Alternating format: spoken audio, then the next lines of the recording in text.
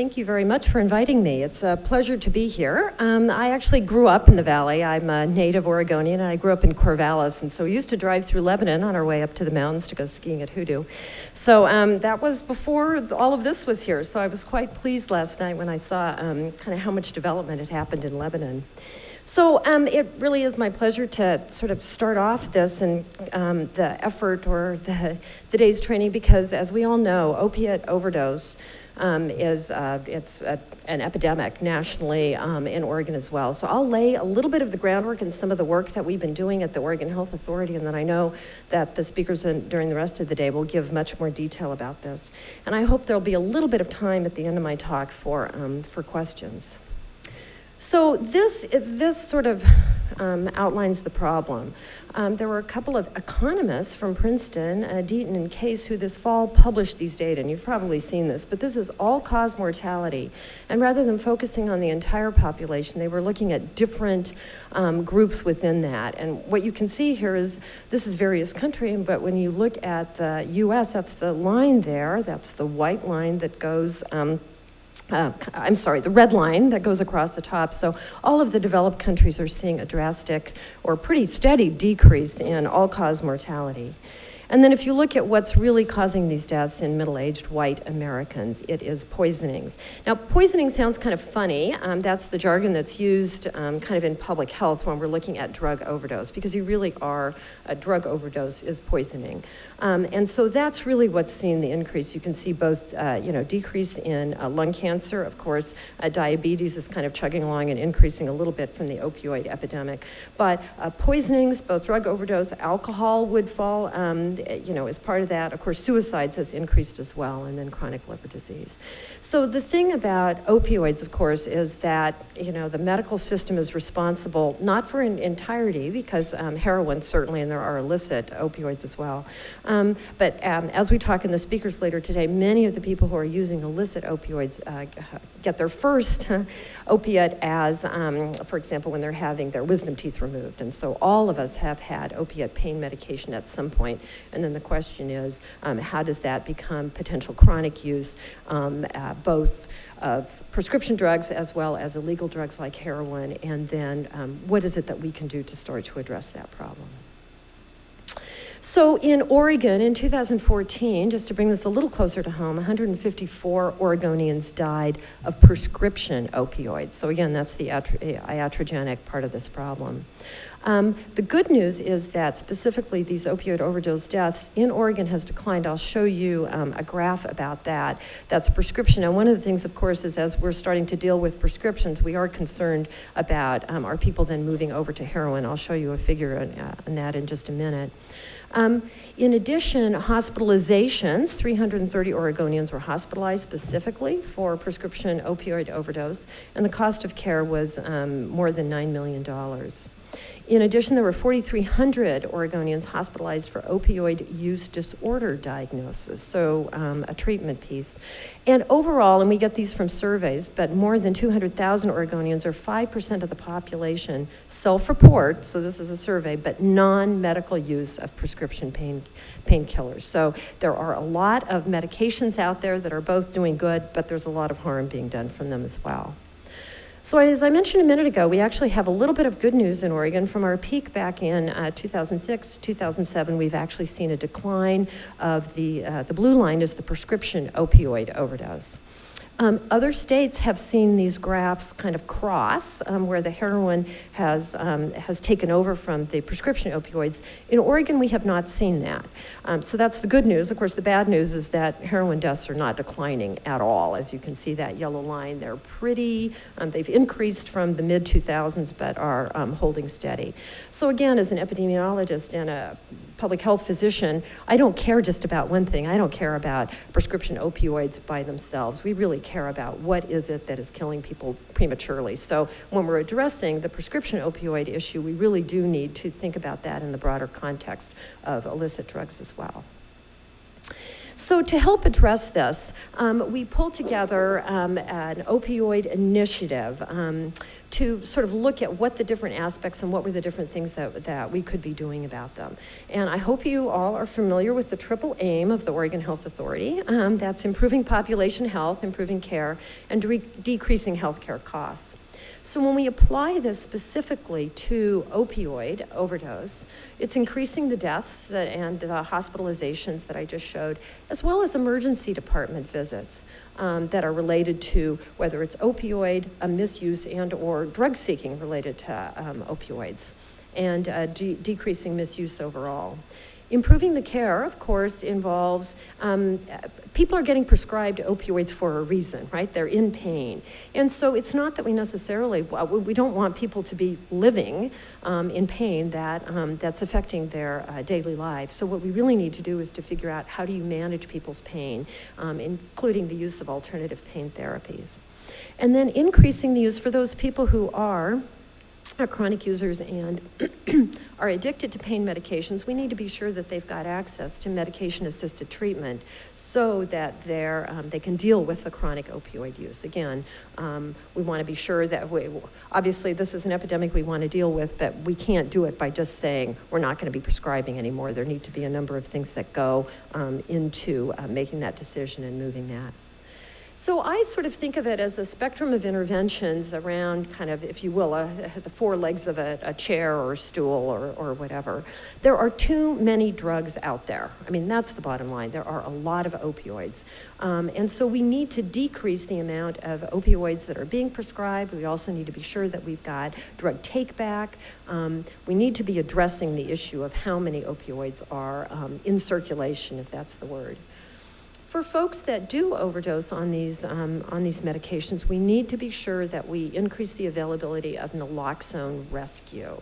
And I'll talk in just a minute about that. But we actually, in this last legislative session, there was a bill that was passed specific to allowing naloxone now to be prescribed by pharmacists. So it's not over the counter, it's behind, but the pharmacists can prescribe them to patients and or their family members so that if you have a chronic opioid user or someone who's getting high doses, the availability of naloxone will be there for them.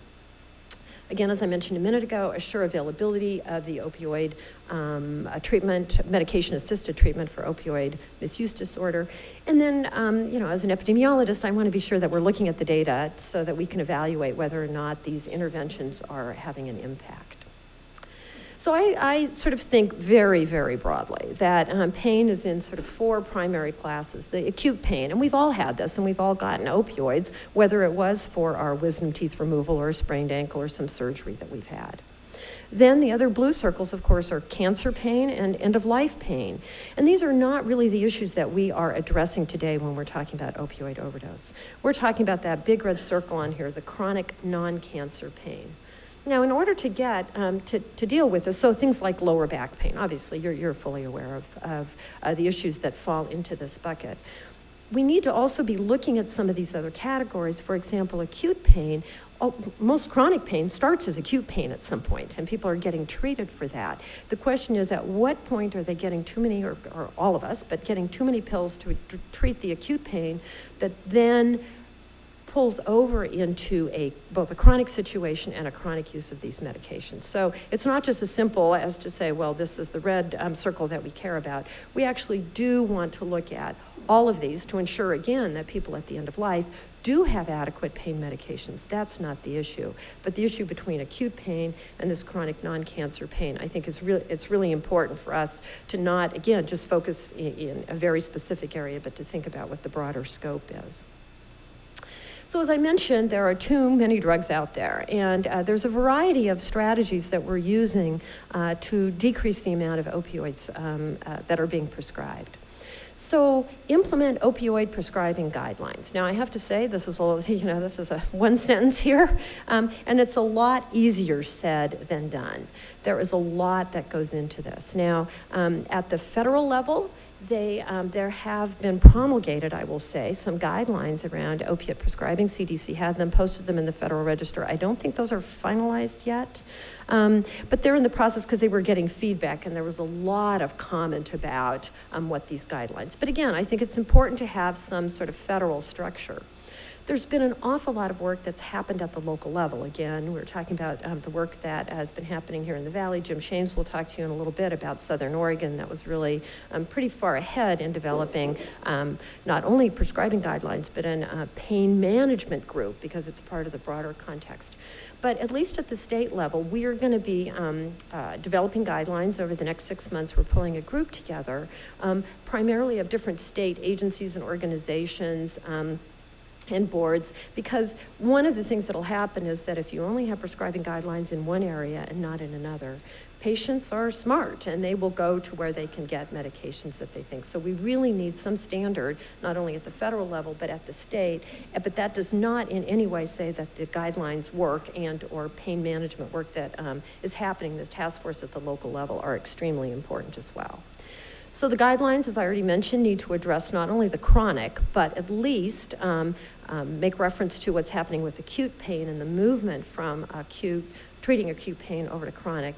And then, again, the end of life, palliative care, cancer care is really outside the scope of what we're talking about so far. But we need to deal with this in a variety of settings, including the primary care setting, emergency departments. I would say post-surgery, what's happening in the hospital is important, not because these shouldn't be used in a hospital setting, but when people get discharged with large amounts of medications and then are getting refills, that's an issue. The prescription drug monitoring program is something that we have the program at the Public Health Division, and so I hope you all are familiar with it. We're trying to increase use of this, particularly among people who are prescribing large amounts of these. So again, this occurs obviously in a primary care setting, but pain management clinics, they really need to also be on board with the prescription drug monitoring program. The statute that I just mentioned, it was 4124 that just passed in this last legislative session, has actually moved to increase accessibility of the PDMP through the health IT system. So it's going to take a little while to make that set up, but the idea is that if any of you, maybe I should ask you to raise your hands. How many of you are enrolled in the PDMP and use it regularly? Perfect. All right, so good. We also are fully aware it's a little cumbersome. So I will just say that as part of the statute, there were a number of kind of checks and balances, and I will say perhaps too many that made it, and some of that, we're fully aware at OHA about it. Some of that were things that were actually spelled out in the statute, and so are a little bit difficult for us to actually change unless we change the requirements. But the bill that passed the last session is to make it more accessible so that when you're in your health IT system, you can actually directly access PDMP as opposed to separately. So, and then, again, the bottom line here, provide reimbursement for non-opioid pain treatment. The problem, as I said, we don't want people to be in pain that is really affecting their lives, their activities of daily living. But these alternative treatments are, in and of themselves, somewhat expensive. We all know that. I mean, if you're sending people to physical therapy on a regular basis or acupuncture, we need to look both at what the evidence base is around those, but a lot of this is going to be ongoing treatment. And so there is while we might be decreasing overdose, there is going to be a cost at being able to provide many of these alternative pain therapies. And then there's a role for pharmacies as well, including things like prior authorization, dispensing limits. So even if things are prescribed, that they then really, again, have the checks and balances, feedback to prescribers. The information, the safe storage and medication take back. This happens to be one of the things that I very personally feel. I get a prescription and I take whatever amount, so let's just take pain medications that we're talking about. And then you have, you have a prescription for 30 and you take 5 of them. What do you do with the other 25? How many of us have kept them in the medicine cabinet for the next time we sprain our ankle? I mean, that is part of the issue, that if you have that prescription. And so, but drug take back, at least in Oregon so far, now I think Walgreens, if I'm not mistaken, at the national level has decided to do some take back. So there's a movement among pharmacies, but the take back programs in Oregon are often once a year or twice a year, take them to your police department. Well, I don't want it to go to the police department. I mean, I don't even know where it is, luckily, right? But I want to take them back to Fred Meyer, where I picked up the prescription while I'm picking up my lettuce, right? I mean, you know, you're not going to the pharmacy. So we've got to figure out how to make that more routine.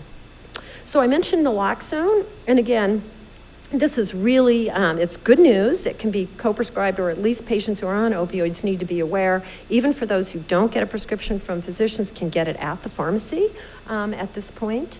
We also need to improve infrastructure. So a lot of us, both in the Valley, in Portland Metro, in the Valley, have pretty good response, EMT services, et cetera. East of the mountains, I mean, there are huge swaths of Oregon where the first responders really are law enforcement, and so we need to make them also more comfortable with things like naloxone rescue if that's happening.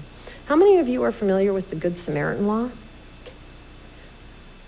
A couple of you? All right, this was something that was just implemented as of January 1st, and it allows people who, if they are overdosing and they have somebody, so this is primarily for heroin addicts, but it's really any medication, but they can call 911, and someone will come, and that person who themselves has used heroin, they will not be subjected to arrest for using illicit drugs. So we need to promote this so that people who are using these drugs, if they have, one of their friends or whoever they're with is overdosing, that we really need to promote that they're not going to get arrested if they call 911. So I mentioned medication-assisted treatment. As you know, it has to be work done on the federal level as well because of these waivered physicians that you can only have 100 patients for whom you're prescribing buprenorphine, et cetera. So there's work on the national level, but I'm going to show you this map. These are programs. So there are more physicians around the state who are providing medication-assisted treatment. But again, back to now, we know most of the people in Oregon live west of the mountains, but not everybody. And the other thing is that of the whole Coast Range, not the range, but east, along the Oregon coast, high levels of opiate use or prescribing in that, and there really aren't any programs. So my feeling is with these programs, if people are being treated for their opioid use disorder and need to be taking medications on a regular basis, to be driving an hour each way or whatever is really kind of it's a barrier, it's a non-starter. So data to evaluate, I think it's really important. One of the things, and I haven't addressed it directly, I know folks will later on, but the morphine equivalent dose of less than 120, this is actually pretty high. When we're looking at guidelines, I know that CDC was looking at less than 90. And the point isn't really what this absolute number is, right? You want people to be on lower daily doses of heroin, of opioids. Don't want them on any heroin. Ouch. Lower doses of opioid, because the higher dose, that's obviously going to increase their risks of hospitalization. So one way to look at this is, of course, that said, but if we can just look at people who are above a particular threshold, and so whether that's 120 or 90 or whatever is important. And then we need to focus, as I say, a little bit on the demographics. That's the middle-aged folks who are often the ones being treated, as well as the geography that I mentioned. Health disparities, folks, this is actually a problem that sort of crosses socioeconomic status lines. But we know that veterans, for example, have a particular risk related to this, both because of pain, because of head trauma that they potentially could have had, as well as PTSD and other, these comorbidities that make this problem extremely difficult. So there are a number of policies that need to happen in the community. Obviously education, of which this is an example. Jim will talk more about the provider groups to develop best practices, what they've done in Southern Oregon, and again, what you all are doing here. We've done the statutory changes that I mentioned, and so now we need to be looking at what additional statutory changes are that could help.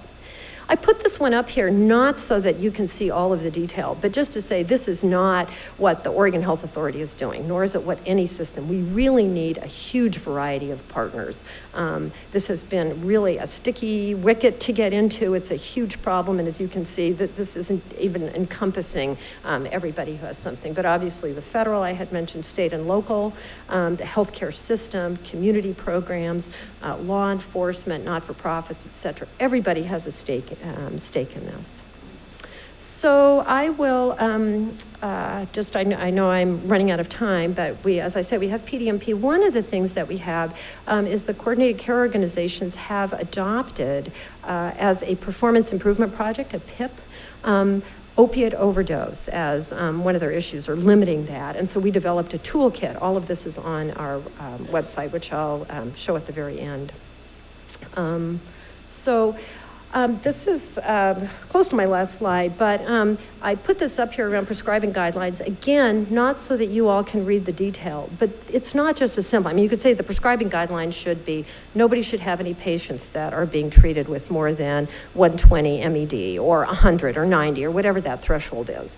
Well, that's very easy to say, but there's a lot of things that go into that happening, including the physical exam, as I had mentioned, history, social, medical, all of that, alternative treatments, pain treatment agreements, methods for discontinuing. Again, there's a whole list here. So this is one thing where the outcome is pretty easy. We know where it is we want to get, but in order to get there, there are lots and lots and lots of different things that need to happen. So with that, I would urge you all to go to our website at the bottom, healthoregon.org/opioids.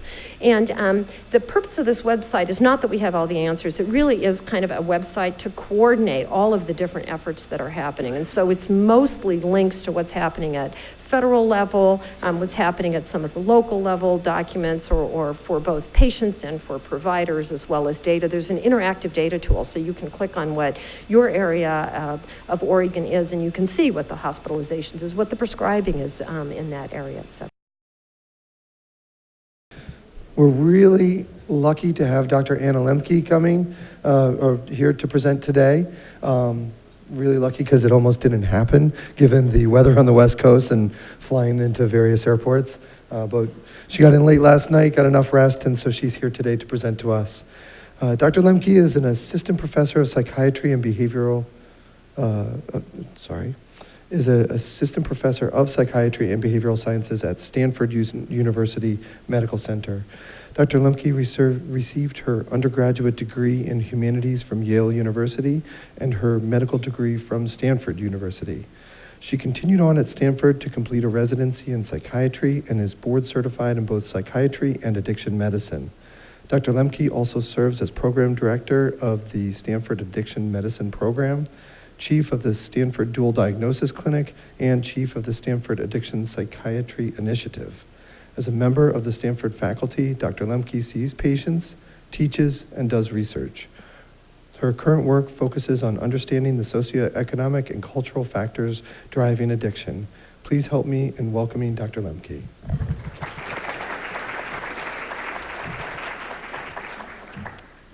Can everybody hear me okay? Yeah? Okay. It's a pleasure to be here today. I'm going to talk to you about an aspect of the prescription drug epidemic that receives relatively little attention, and that is that complex psychological dance between the patient and provider around exchanging prescriptions for controlled drugs. I'm going to begin by talking about who is the drug-seeking patient, what is their psychology, what motivates them. Then I'm going to introduce the compassionate doctor, which is by definition everybody in this room. Then I'm going to talk about what happens when you put the drug-seeking patient and the compassionate doctor together, and some of the interactions that are actually not helping the problem and causing other problems in the long run, and how we might do better.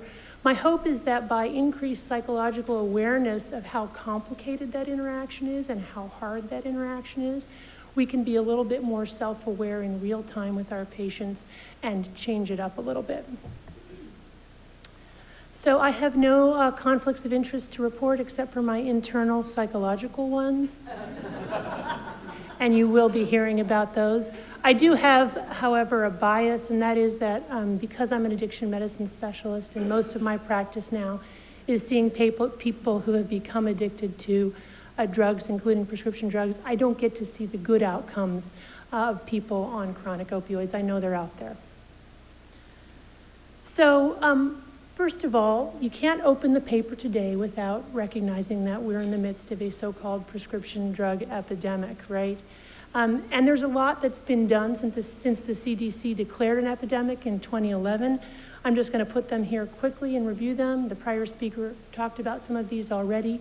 Pill mills have been shut down. Pain guidelines have been revised.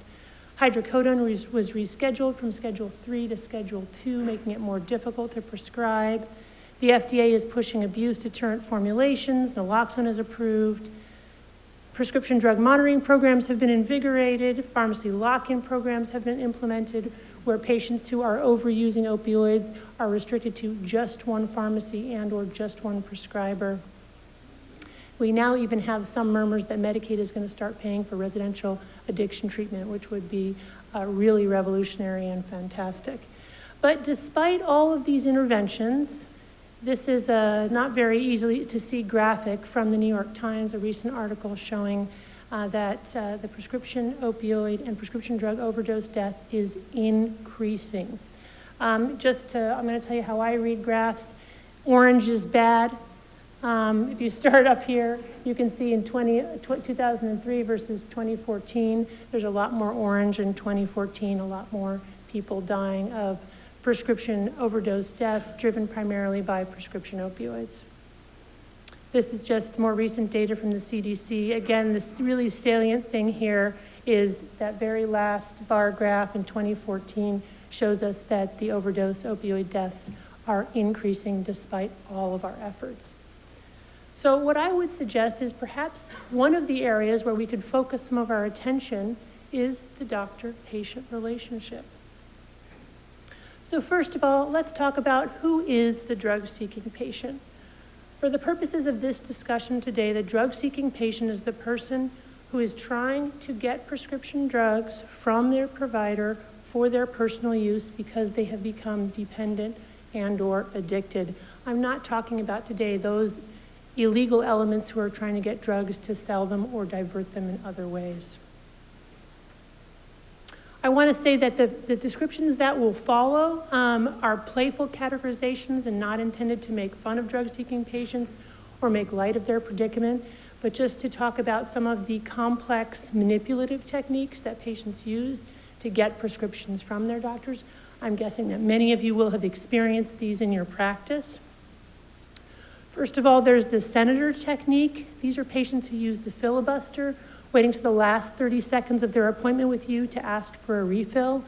They know that saying yes takes about 30 seconds and saying no will extend that appointment for another 30 minutes that you don't have.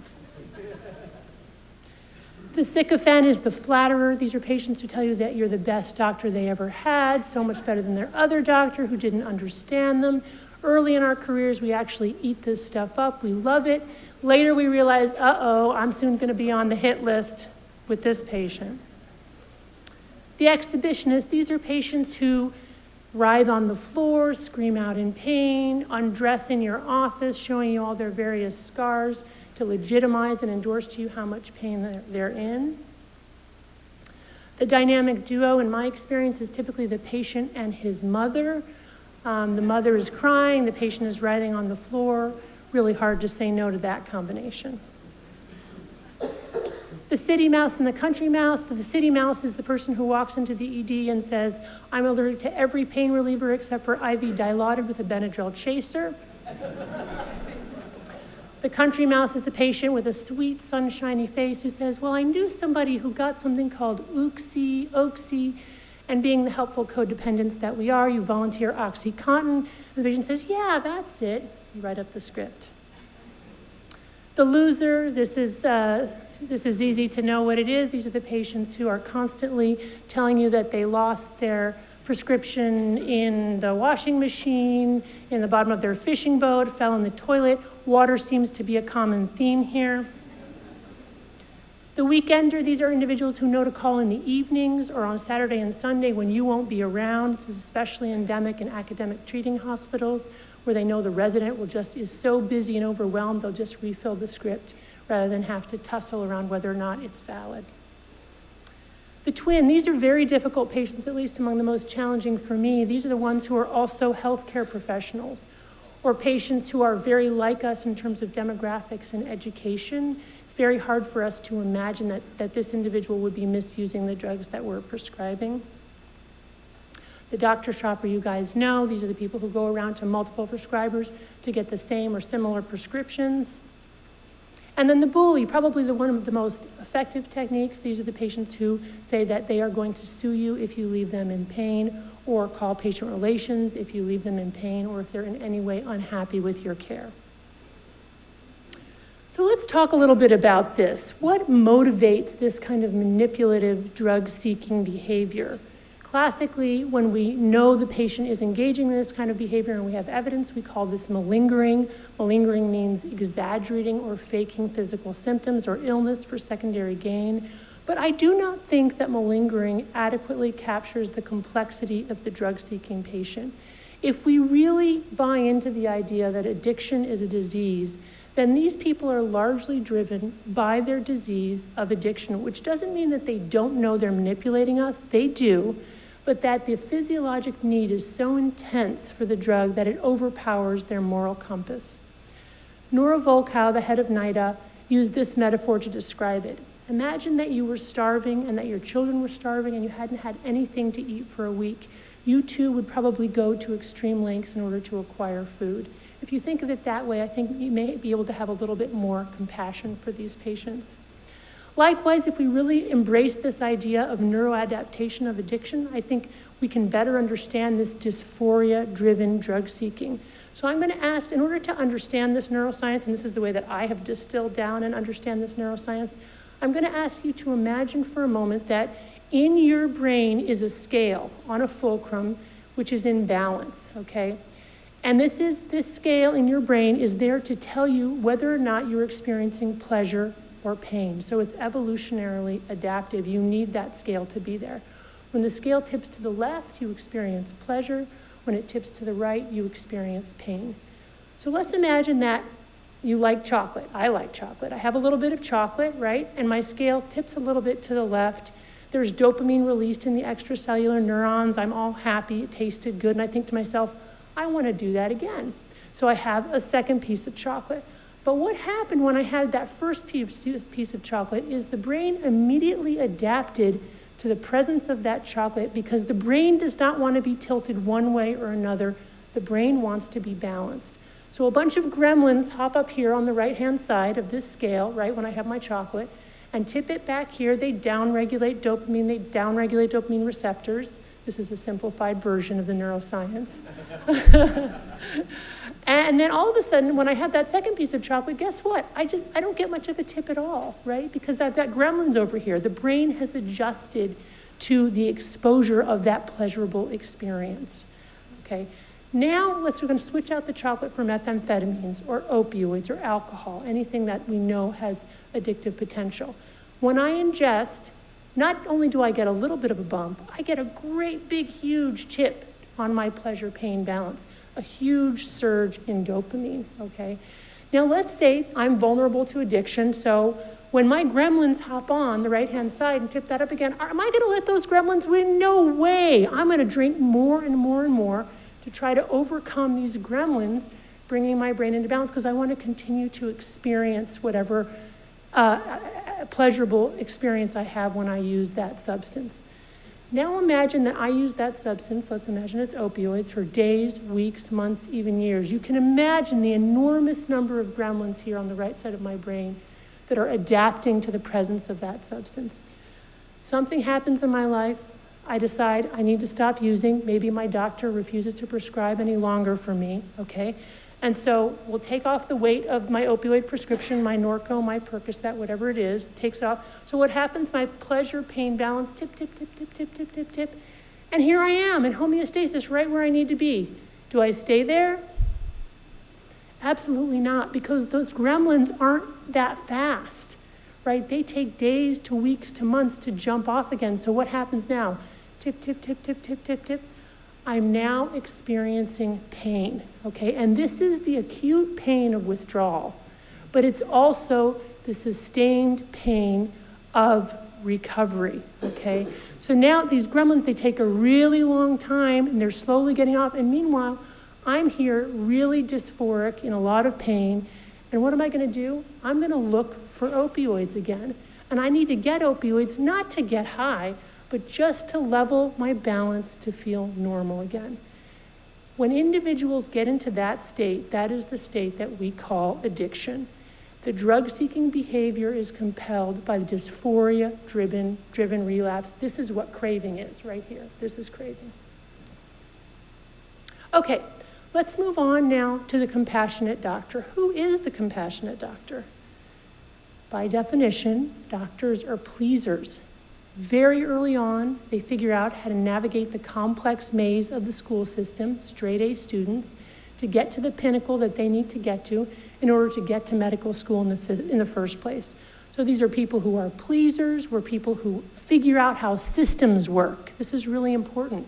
We understand the school system. We quickly figure out the medical system and how to make that work for us. But we're also people who are responding to a higher calling, right? We all had really good grades. We could have gone into computer science and worked for Mark Zuckerberg, been Mark Zuckerberg, maybe, right? But instead we chose to help people. There is really a sense of wanting to alleviate suffering for mankind that pulls us into this profession. As we go through medical school and residency, we're socialized to empathize and believe our patients. We're not socialized to second guess them. We're told again and again to walk in their shoes. What motivates the compassionate doctor? Obviously, we want our patients to get better, but many of us work with chronically ill patients who are never going to get better. And really, I think what underlies every doctor who gets up in the morning and goes to work is ultimately mutually affectionate relationships with their patients. With all of the terrible TARs and PARs and prior auths and pharmacy phone calls and insurance validation, how do we even get through all of that anymore? Well, the way that we do it is because of those moments here and there, those positive, mutually affectionate interactions with our patients that no bureaucrat and no administrator can ever take away from us. Martin Buber, one of my favorite philosophers, talks about the I and thou moment, and I really think at its very best, that interaction between doctor and patient reaches this kind of I and thou moment. I'm just going to read this quote. Man wishes to be confirmed in his being by man and wishes to have a presence in the being of the other. Secretly and bashfully, he wishes for a yes, which allows him to be and which can come to him only from one human person to another. Our most valuable commodity is our human interaction with our patients, and yet in the system today, there's no value to that. So now you've got the compassionate doctor facing the drug-seeking patient, and there's a real conundrum there, right? If we question the patients, then that threatens that mutually affectionate encounter. But if we don't question patients who may be drug-seeking, then we're no better than drug dealers. So the result is that we're caught between a prescription and a hard place. And we feel anxious. Drug-seeking patients, whether we're consciously aware or not, make us feel anxious. And what do we do when we experience anxiety? Freud knew all about this. We enlist our primitive defense mechanisms.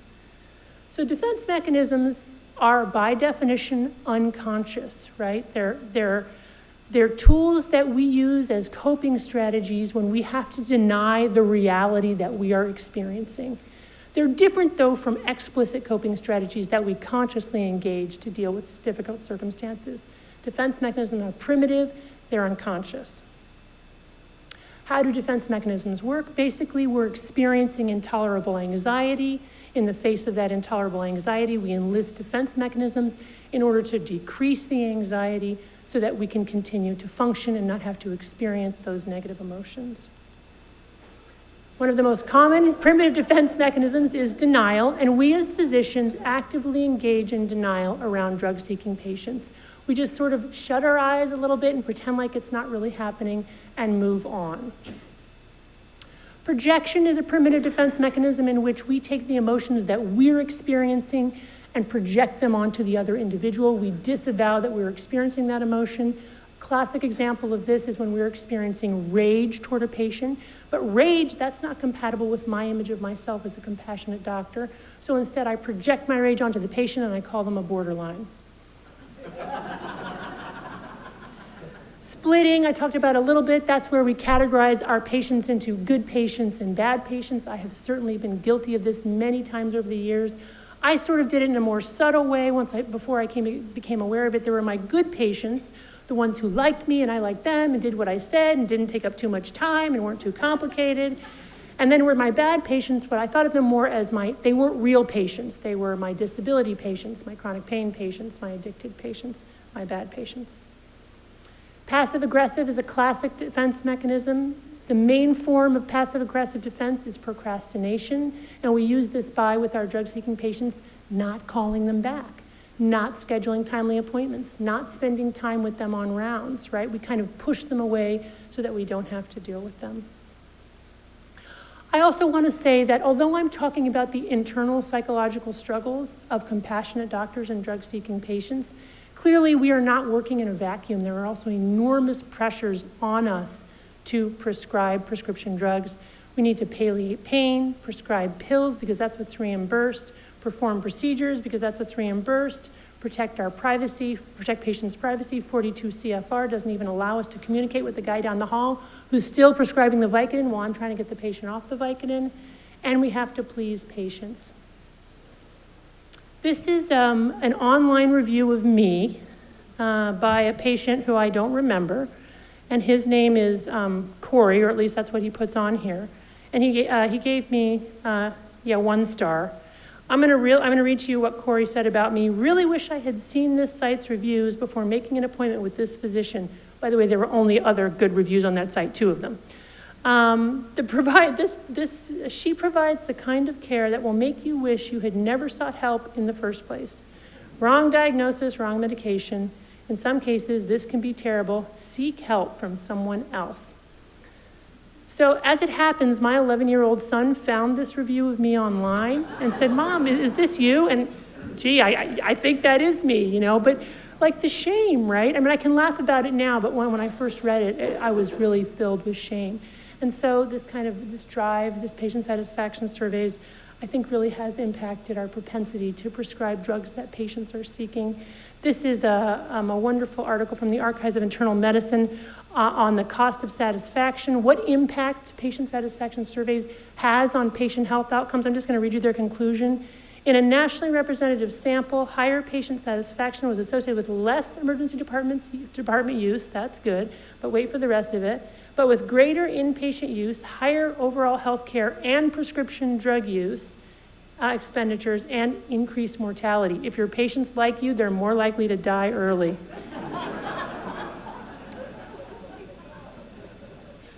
So now let's ask ourselves what happens when the compassionate doctor and the drug-seeking patient get a room. I hope you guys can hear this. Well, this is great. We talked about your diabetes, we talked about your hypertension, I put in the referral for the nutritionist, and you're doing great. So I will see you next time, Gosh, okay? you know, you are so good, Doctor. Thank you so much. My I just pleasure. love working with you. You know, you're so much better than my old doctor. You take time to explain everything to me. I really appreciate that. I filled out one of those surveys out at the front desk. They give you the patient evaluation thing, you know. I just glowed about you. I just love having you for my doctor. Just one more thing before I go. Could you refill my oxycodone? I know I'm a couple of days early with it, but my family was in town this week, and oh gosh, my fibromyalgia has really been acting up. You know, I think it's probably because of all the extra cooking and cleaning I had to do while the kids were in town. You know. Okay.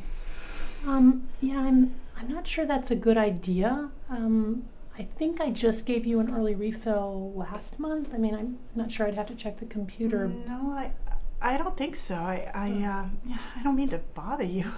Yeah. I'm really sorry. I know Yeah. you're super busy. It's Yeah. just that my pain has been so bad, you know. Yeah, I mean, I hear you about the pain. It's just that, you know, you're at really high doses, and we've gone up a lot on the doses, and I'm starting to think, you know, maybe I need to refer you to a pain specialist. And maybe it's kind of, you know, more than I can treat at this point. Nobody understands. Nobody understands my pain. My husband doesn't understand. My kids don't understand. I thought you were the one person who understood. I thought I had one person that cared. I wish you could spend just one day in my skin, 1 hour in my skin. You would understand how unbearable this pain is. Now I see you don't even get it. You're just trying to get rid of me, push me off on some other doctor and abandon me. Oh, okay. I'm not trying to. I'm not trying to abandon you. I care about you. I care about your pain. Okay, I will write you an early refill this time. Okay, but this is it. Okay, this is the last time. Please just take it as prescribed. I okay? will, doctor. I will. I promise I will. Because I'm not going to do any more early refills. All right, this is it. I understand. It's just that with my family in town and the holidays and all the stress of that's all it was. Okay. I'm all right. sorry I broke down like that. I know you care Oh, about that's me. I know okay. you really Yeah, do. You've yeah. always been Okay. great. All right. Okay. So I just right. said those things because I was scared. I'm Yeah, sorry. no, I'm no, really that's okay. sorry. No, that's okay. I understand. Okay, so really nice to see you, and I'll see you next time. All right, Okay? thank you. Yeah, Thanks yeah. a lot. You're welcome. All right, take care. Thanks, you too. All right, bye-bye. Bye-bye.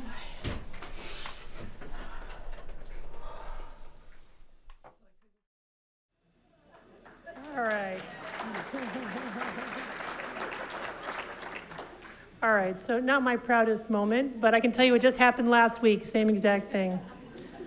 All right, so we've talked about the primitive defense mechanisms, the denial, the splitting, the projection, the procrastination, but what happens when our primitive defense mechanisms just don't work anymore? One example of that is when we look at the prescription drug monitoring database and we see undeniable doctor shopping, and suddenly we have been unmasked as a drug dealer, totally at odds with our persona of ourselves as compassionate doctors. And what does that do for us? It creates a narcissistic injury. I want to emphasize that you don't need to be a pathological narcissist to experience a narcissistic injury. Healthy narcissism is a part of being a competent and successful individual. We all have a bit of healthy narcissism, which is our energy, our creative drive, that we invest in the things that we care about, whether it's parenting, bird watching, or being a doctor. And those things that we feel competent in and that we invest in, if somehow we have an experience that undermines that sense of competence, then we experience a narcissistic injury, and it's very deep, and it's mostly unconscious, but it's a deep, deep wound that causes in us a kind of a rage as part of the narcissistic retaliation. So I talked a little bit about healthy narcissism. This narcissistic rage and retaliation can happen almost like, a reflex when we are made to feel incompetent by patients. And that very often occurs with addicted and drug-seeking patients, in part because we don't really know how to help them. We feel helpless and hopeless in the face of their problems, and in part because they've undermined our identity as compassionate doctors by unmasking us as drug dealers. Let's see what happens now. Same doctor, same patient, same scenario, but the doctor checks the prescription drug monitoring program. Just one more thing before I go. Could you refill my oxycodone? I know I'm a couple of days early with it, but my family was in town this week, and oh gosh, my fibromyalgia has really been acting up. Okay, I'm not too comfortable with that, but I'll tell you what, I just got access to a brand new database that allows me to look at all the prescriptions that you've received in the last 12 months in the state of California. So let me just look your name up on that, and that will kind of help me be able to make a decision about whether or not it makes sense to do more pain meds. Okay, so just give me one second. Is that something that you can do after I'm gone? I really kind of need to get back to. No, let's take the time. I think it's worth it to take the time now. Oh wow, wow! I'm surprised. It looks like you've been to see a couple of other doctors to get more opioids, and there's some benzodiazepines, some clonazepam, and yeah, I can explain wow. that. I have a tooth abscess. I went to see my dentist this week, so okay. there was This Dr. Smith. I mean, who's the Dr. Smith? Oh, Dr. on there? Smith is my OB-GYN. I've been going to her for years, and it was just time for my pap smear. So I just had I had several people I had to see this week, Wow. but of course you're the person I count on. Okay, and and who's this Dr. Williams here? And there's a Dr. Jones. I mean, seems like a lot of meds going on. They're the same ones I'm prescribing.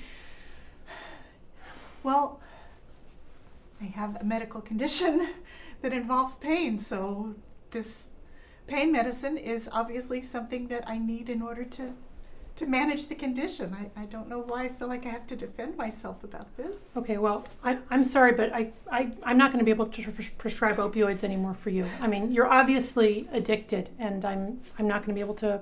I don't think I can actually treat you anymore. I'm going to have to ask you to leave. Addicted? I mean, it's not like a drug addiction or an alcoholic or something. This is a medical condition. I'm getting pain medication for a medical condition. I thought I could count on you to help me out with this.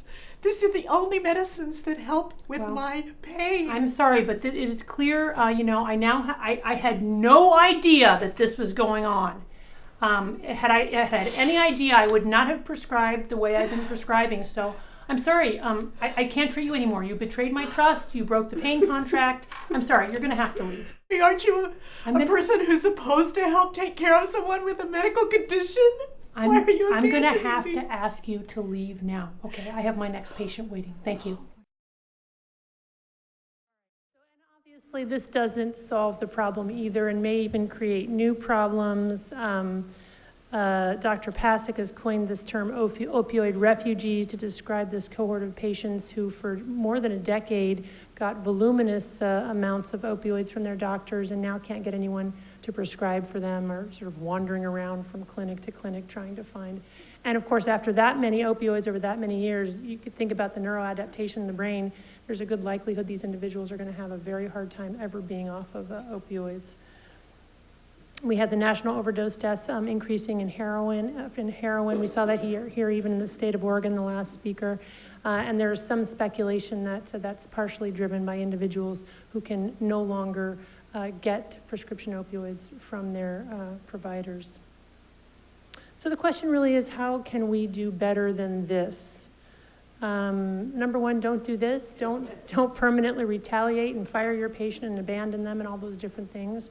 Instead, what you want to do is add a new problem to their problem list. It may not be the full-blown case of an opioid use disorder, but maybe it's opioid misuse or opioid overuse or concerns about opioid use, or maybe it's opioid dependence or tolerance or something along those lines that has you reorienting a little bit on their care. And I would say to you, even if so we now have this medical model that addiction is a chronic relapsing and remitting disease. Even if you don't in your heart of hearts actually believe addiction is a disease, I urge you to pretend like it is one, because if you don't, you'll just continue to perpetuate the problem within our current healthcare system. Recognize, too, that you're caught in a prisoner's dilemma. A prisoner's dilemma is a term or a concept borrowed from behavioral economics to describe an interaction when two people interacting, if they both cooperate and tell the truth, it's mutually beneficial. But if one person betrays the other and lies, then it's potentially more beneficial to the person who betrays. The classic example of this in economics is two individuals have committed a crime. They're taken in by the police, put in separate cells. They promise each other that they won't rat out the other.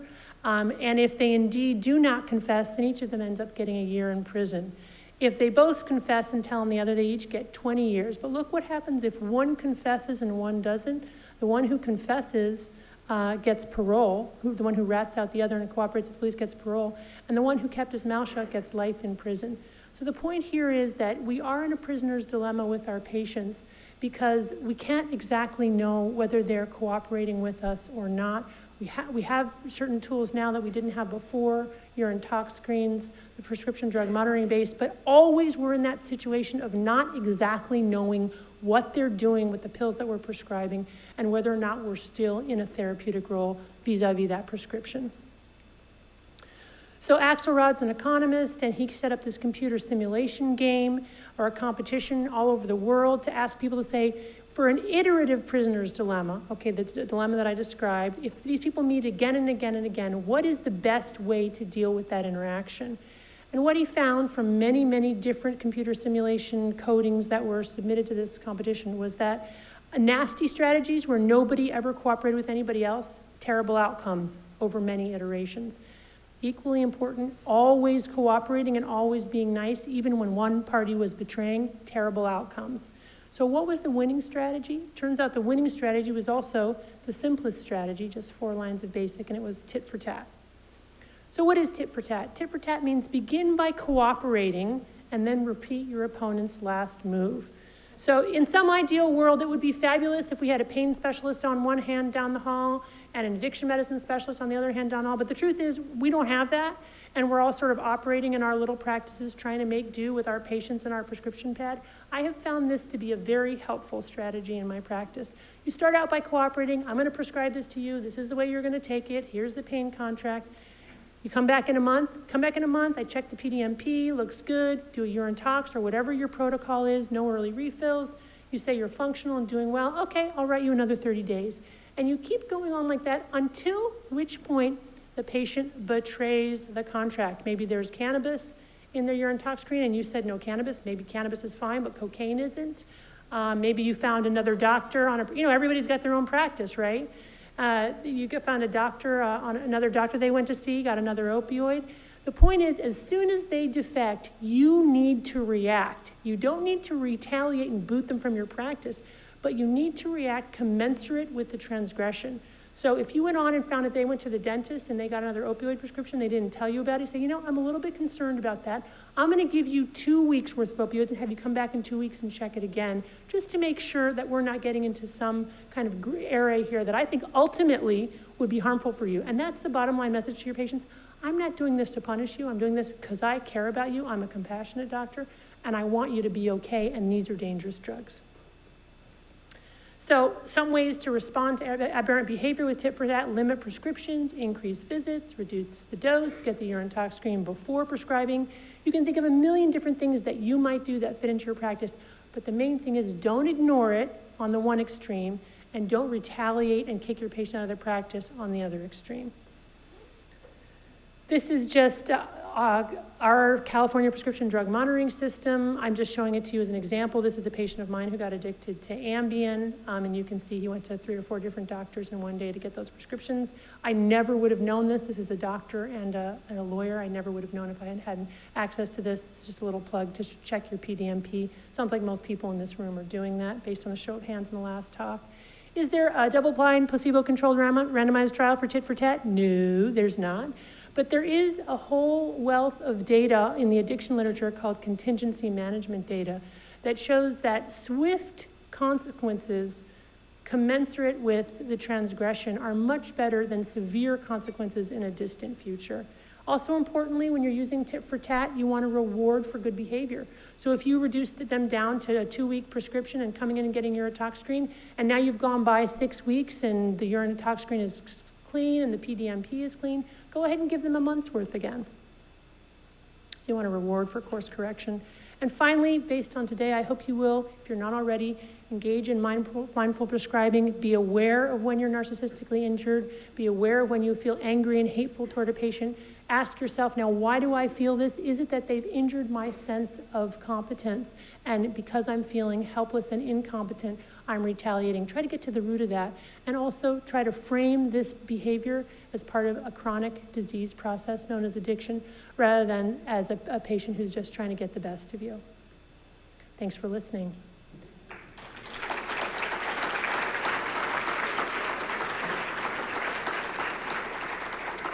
I would be happy to take any questions. That's actually my favorite part. And if you want to use these videos for your own teaching, they're available at these various resources, YouTube, but also a CME course that we made through Stanford.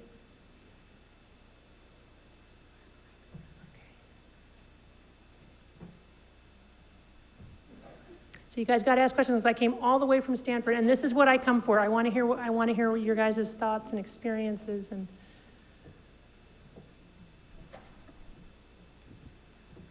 Oh, it's working. So you're obviously pretty good at this. How often do you get burned? I get burned a lot. And as long as I've been in this business and as long as I'm fooled every single day, which is why we absolutely need those objective data points. I'm convinced I actually cannot tell when a patient, now I've become so cynical and suspicious, like I'm a constant, because of the stories that I've heard after the fact. But it's why we absolutely need these objective data points. You've got to check the PDMP. You've got to get a urine tox. Sweet little old ladies who you'd never suspect. I get burned all the time.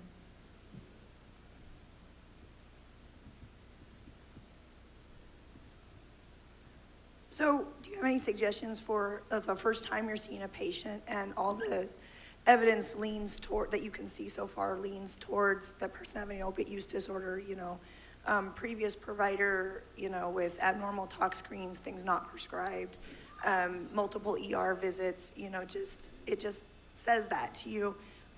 And yet, I've had these experiences recently, and then, I want to try to connect with this person and try to help them understand that they have something going on here, and I would like to try to help them with that. But this is one visit. They're here to get oxycodone, and I'm trying to offer them alternatives or whatever. Any good catchphrases or thoughts about how can you establish this rapport to ask or suggest or try to help them and say, I think these pills are more in control of you than you are of them, or some way to do that, but That was already, I've struggled yeah, with that. Yeah, it's really tough. These conversations take time, a lot more time than most people have. But the typical approaches that I take are, number one, you want to immediately establish that there's been a paradigm shift in the profession, okay? Because you want to validate their experience and say, hey, 10 years ago, we were prescribing these things like it was going out of style because we believed that it would help people. And now we realize that it may actually be doing more harm than good. The three number one potential harms, opioid-induced hyperalgesia, could be your pain is worse and not better because of the opioids you're taking. And number two, tolerance. Just explain this phenomenon of tolerance to people that, opioids are absolutely the best thing out there for pain in the short term, but because of this process of neuroadaptation, over time they probably won't work for you. And then you're going to have a new problem that I gave you.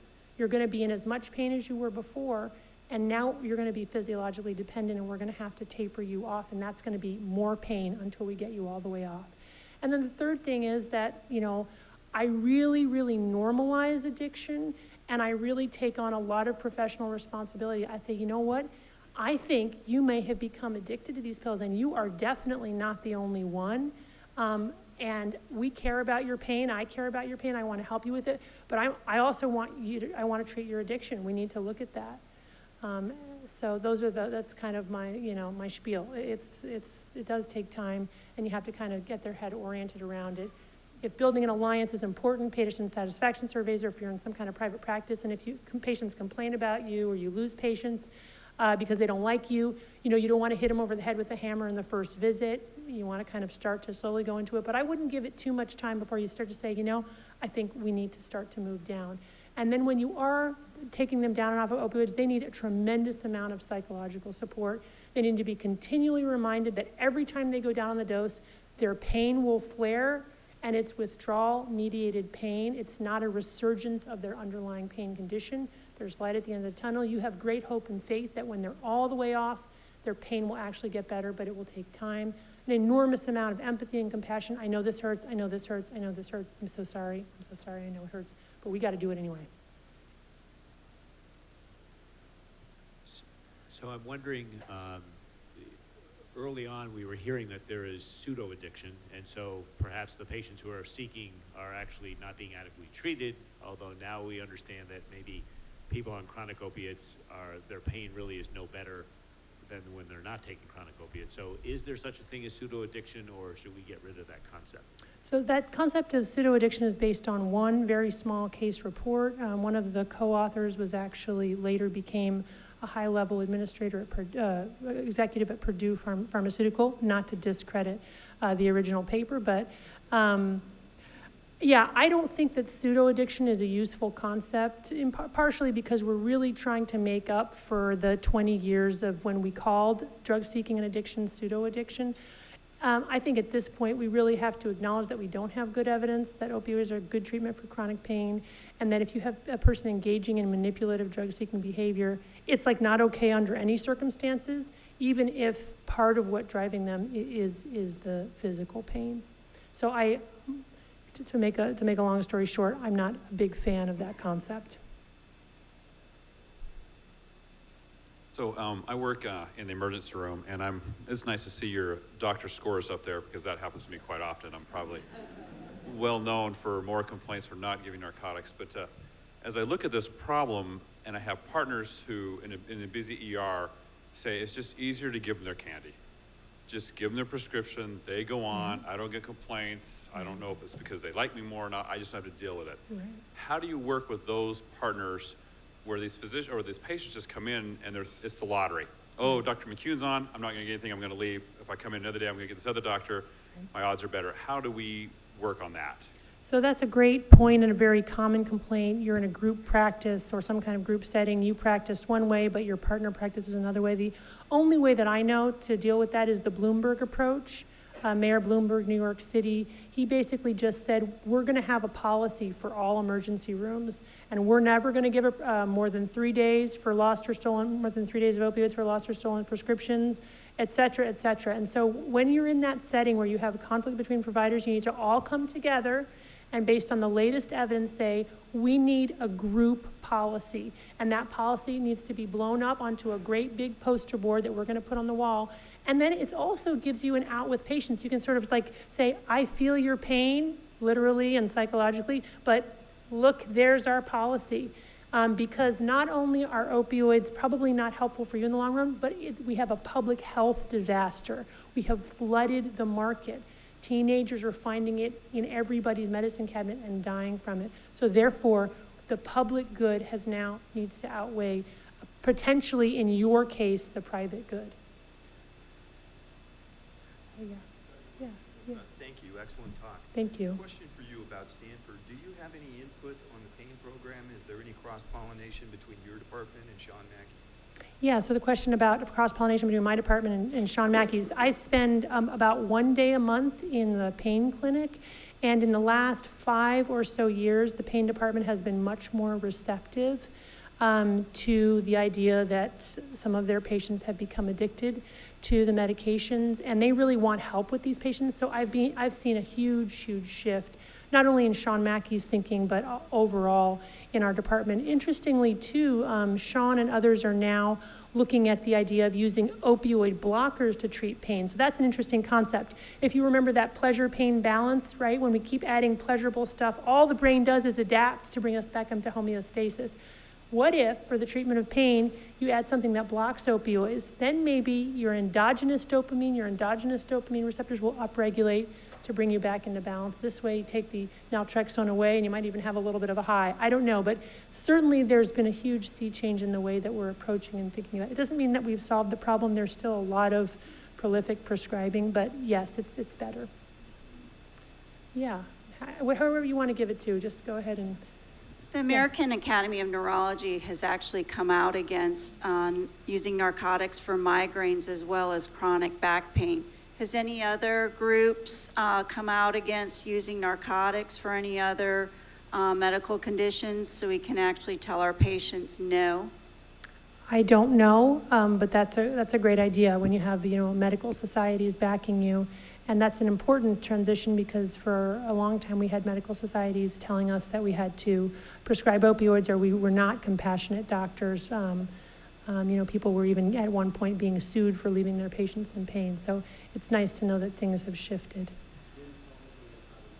Okay, rheumatology and fibromyalgia, that's great. That's really good to know. I think I have time for maybe one more question.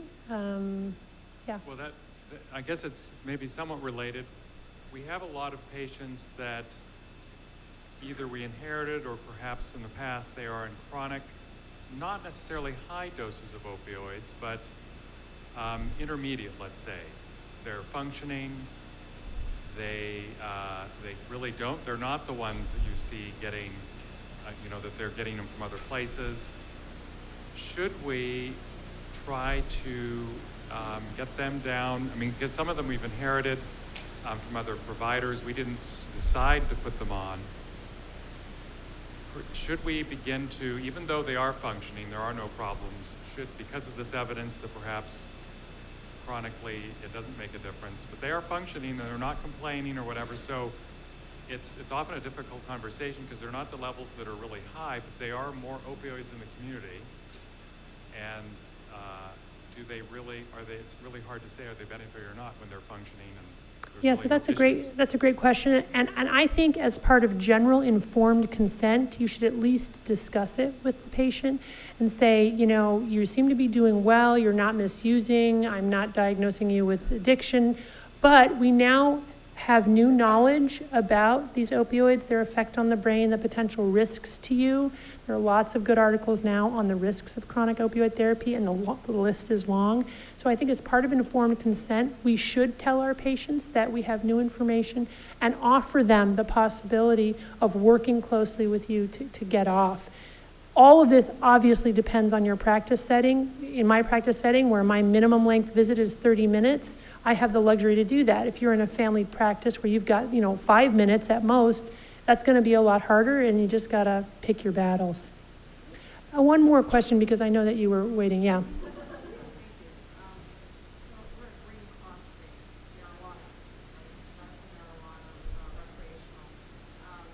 So I work in the nursing home, and I'm new to Drabinol, or however you say it. Yeah. So I get people in for skilled care for 20 days. They're withdrawing from their marijuana.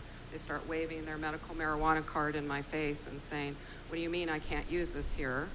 And so I prescribe that thing, Drabinol, and hope for the best.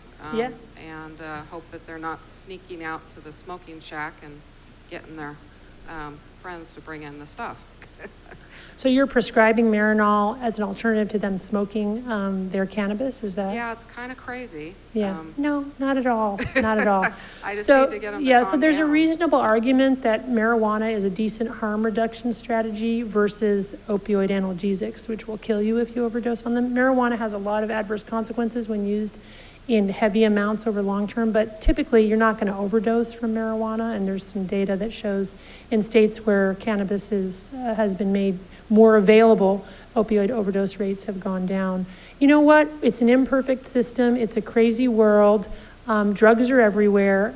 I just recommend a harm reduction approach, and if you can feel in good conscience that you did your due diligence and that, prescribing Marinol seems like a pretty good alternative to me. Yeah. I have technically till 9:30. I'm going to take one more question there in the back. I'm sorry I'm so greedy with the questions, but I really, it's my favorite part. Opioids, and I'll say because I've been in practice long, around 2000 when everyone just wasn't getting enough and that was the problem. Yeah. Is musculoskeletal pain, backs, knees, et cetera, and sometimes they have inflammatory arthritis and sometimes they don't. What I find is that of my patients who are over age 50, about at least 70% of them have some contraindication to non-steroidals. Either they have atrial fib and they're anticoagulated, or they're on ACE inhibitors, or they have, stage 3 kidney disease like every other person in the world. So my other, my options are basically, you can take gabapentin, which is totally ineffective. You could get rid of this stuff and get medical marijuana, although I don't believe it works, or you can take Tylenol. So again, I don't. Most of my patients who are older cannot take nonsteroidals for some reason, and the pharmacists are no help, by the way. Right. Yeah, so real world practice is just, it is what it is. It's real world practice, and you can't throw the baby out with the bathwater. There are some patients for whom chronic opioid therapy may really be the best option for them. Furthermore, I would argue if you've had patients on chronic opioid therapy for a really long time, basically, there's a good possibility because of neuroadaptation that they can never go without opioids. You don't really know till you try, so you should maybe try. But there may be a point at which you're functioning as a de facto methadone maintenance clinic for them just because they won't be able to get off. Thank you so much. You've been a great audience. Next up on the agenda is Dr. Jim Shames from down in Southern Oregon. Dr. Jim Shames has been the medical director and health officer for Jackson County for the past 14 years. Dr. Shames earned a bachelor's degree from the University of Wisconsin-Madison and a medical degree from Hahnemann Medical School. He is board certified in both family practice and addiction medicine. Thank you. Hi, everybody. You can hear me okay? Good. So I also am from a very beautiful part of the state of Oregon, and I also practiced for many years in a rural part of Josephine County. I think I understand why you do what you do. And to a certain extent, I certainly spent some time walking in your shoes. I would like to say that I try very hard not to accept anything from pharmaceutical folks. It's a little difficult. I do find those pens and cups in my drawer occasionally. But there's a significant amount of influence, which I'm going to talk about, that I try and avoid. So there's been talk about a paradigm shift, and I think it's absolutely true. And I want to be clear about what that shift looks like. And it was set up very nicely by Katrina and Anna. So some of this is really just kind of building on what they talked about. So the basic problem is that we have too many pills. We have lots and lots and lots of pills. We have enough that we in this country have average of 1 opioid prescription per man, woman, and child every year. I mean, it's just hundreds of millions. So how did we get here? Why does it matter? And what are we doing about it? And that's what I'm going to touch on. So some of you that heard me talk before have seen the slide before. I just think it says a story that's very important. We are a small sliver of the world's population, and we are consuming 80% of the world's supply of opioids, right? It is an outrageous amount. And if you compare our country with others, that Canada, by the way, is a mistake. I can't figure out how to take it off. But, you know, Italy, 1/6 of the per capita opioid consumption. Costa Rica, I was there a number of years ago. Everybody looked happy and they weren't walking bent over in pain. They have a 50th of the opioid consumption that we do in this country.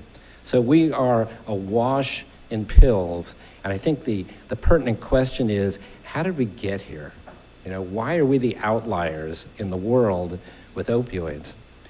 If you go back to a time when many of us were in early practice, it was felt to be inappropriate to prescribe the kind of opioid doses we're doing now. So in 1991, 88% of the medical board members who were surveyed around the country believed that extended opioid prescribing for chronic non-cancer pain was unlawful and unacceptable medical practice.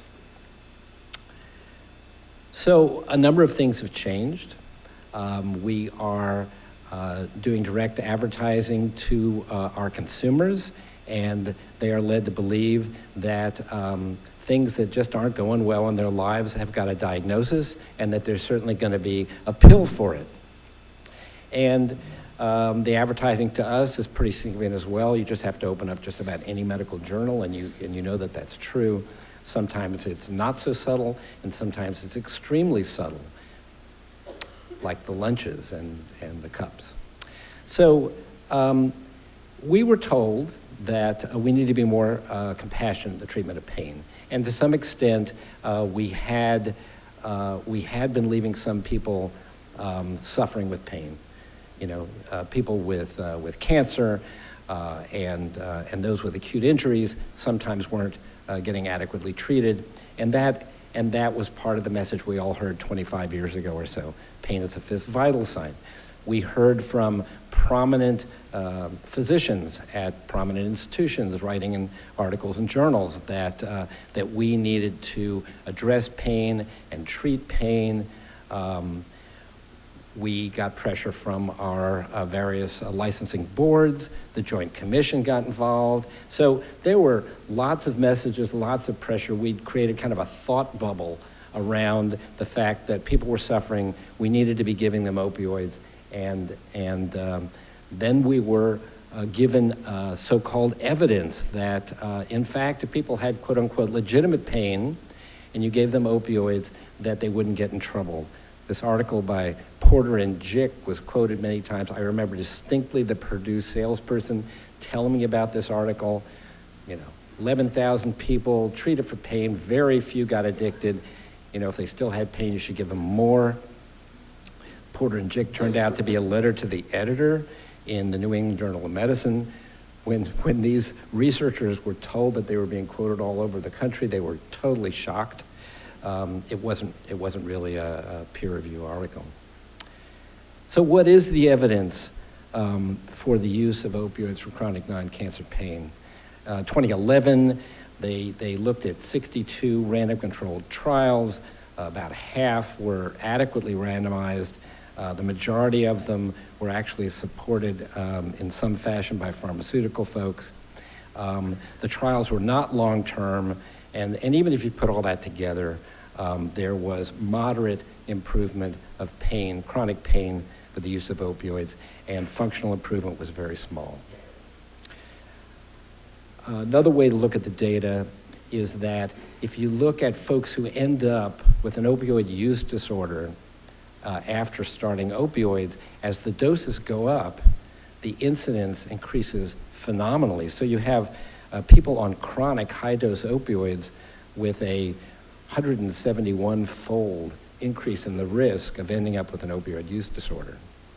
So these medicines are clearly not benign. Now I want to talk a little bit about this phenomena of the pendulum swinging, right? People say, well, you know, you told us we'd get in trouble if we prescribed too much, and then you told us we'd get in trouble if we didn't prescribe enough, and you know, this is just a fad, right? In fact, the pendulum didn't really swing. The pendulum was really pushed. And I think that the influence of folks who stood to make money from convincing us about opioids is a reality that might help us, I think, in terms of kind of coming to grips with our responsibility. So Purdue was a sleepy little pharmaceutical company. They created OxyContin. They marketed it extremely heavily, and the Sackler family, who owns Purdue, is now one of the wealthiest families in the United States. The Senate investigated the undue influence, the misleading the public and providers, and they were fined $600 million, as well as investigations into their influence of the Joint Commission, various state medical boards, American Pain Foundation, et cetera. So I think we have assumed that we're being compassionate by prescribing opioids for chronic pain, but the question really is, are we? I've already talked to you about how we were influenced. I recently talked to the woman who was our Purdue rep and recently just got a new job. And so I've heard firsthand what they were told in terms of influencing us, kind of manipulating the data so that we would prescribe more and more opioids. The scientific data for the use of opioids for chronic pain is pretty flimsy, and I think we confabulate what we know about acute pain and the use of opioids for acute pain and the fact that you can't translate that same information to the treatment of chronic pain. Medical practice has changed significantly, right? We have less time with our patients, and everybody is expecting a pill. You know, the patients have been taught to expect they're going to come in, they have an ailment, they get a diagnosis, they're going to walk out with a prescription for a pill, and we, to many extent, see ourselves in that same role. And so I think there's a lot of things that make this, that kind of set us up for the kind of situation we're in. So that's how we got here. Why does it matter? Okay, well, we truly may be mistreating our patients. We might be making their pain worse. We are contributing to an epidemic of opioid overdoses and long-term morbidity. As somebody mentioned earlier, as Anna mentioned, you know, we have to remember the public health consequences of what we're doing to our individual patients. And we might get in trouble with our licensing board. I think, I don't know, doctors at least get those pamphlets from the Board of Medical Examiners. When you read physicians being sanctioned, it's really mostly about opioids. It's almost entirely about opioids.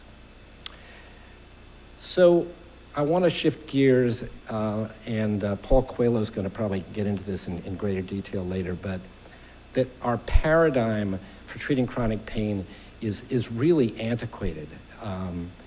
So I want to start with the fact that there's a poor relationship between damage to the body, right, nociception, and the degree of perceived pain, okay?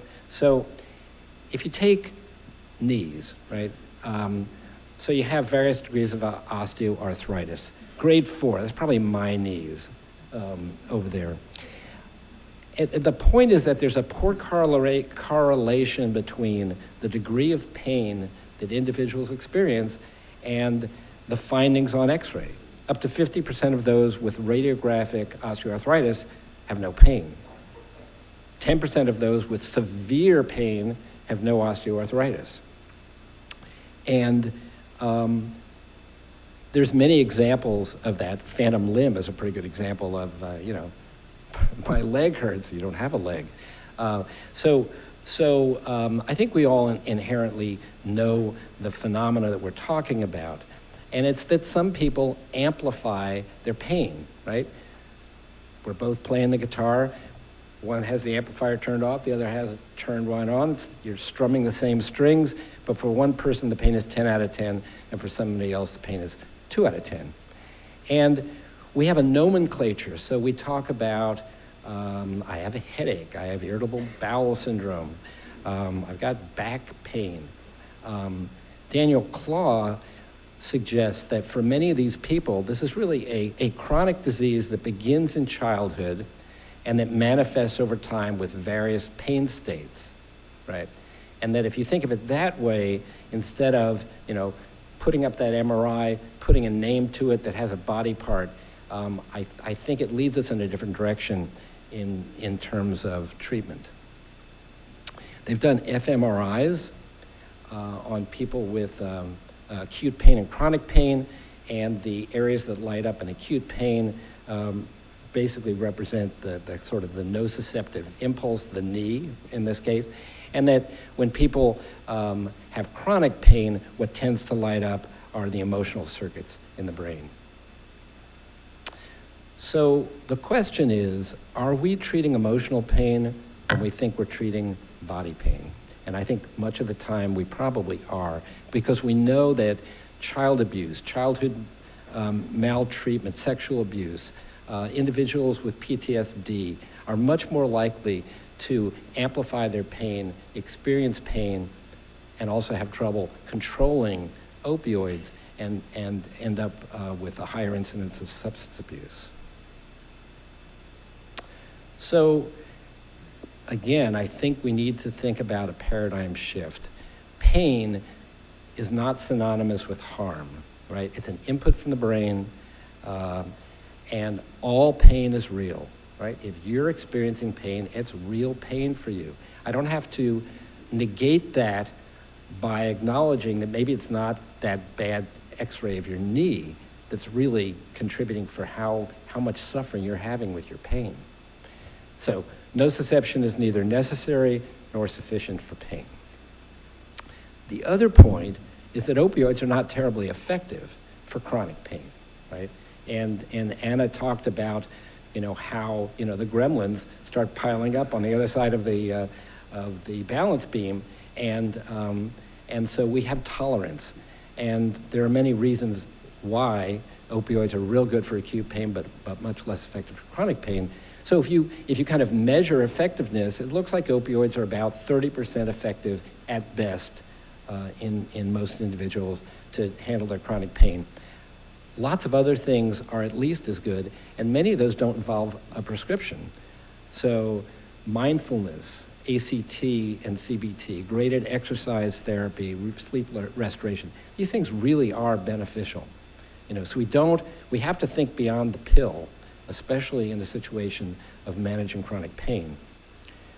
So you got patients and sometimes providers that think they're going to get tremendous benefit from their opioids. And they might for the first week or two, but over time, the reality of what they're going to get versus what their expectation is pretty widely diverse. Paul, I think this is your slide, actually, so thank you. So you have this phenomena whereby they develop tolerance, they can't stand the pain, they become physically dependent, They go through withdrawal, which, as Anna mentioned, is quite painful and prolonged. So they go back and they take more and more and more. And pretty soon, we have folks on really high doses. If you look at the risk, and I mentioned earlier the risk of dependency with high-dose opioids, if you look at the risk of overdose, and this is a study from the Annals of Internal Medicine from 2010, at about 50 milligrams, the curve takes a real sharp turn. 50 milligrams morphine equivalents per day is what I'm talking about. And so that somebody on 30 milligrams of oxycodone 3 times a day, it's got about a 9-fold risk of dying compared to somebody on 3 5-milligram Vicodin a day. So, and then if you combine benzodiazepines, you've really upped the ante and increased the mortality significantly. So I would submit that if you look at the risk-benefit ratio of using opioids for chronic pain, certainly high-dose opioids for chronic pain, that the risks far outstrip the benefits for most people. So again, back to what Anna was saying, this is about safety, right? In case you're kind of floundering around trying to figure out what to say to that patient, what guiding principle can kind of steer you to negotiate those really difficult conversations, it's about patient safety, right? And that's the primary thing as you start deciding whether to prescribe, how long to prescribe, and how much to prescribe. It's about the safety of the patient. There's a lot of slides that talk about this, but basically, over time, as we prescribed increasing amounts of opioids, we have noticed that the overdose death rate has completely paralleled those sales. And in the meantime, if you can measure sort of a society's functional benefit from those opioids, it hasn't improved. So we are prescribing a lot of drugs.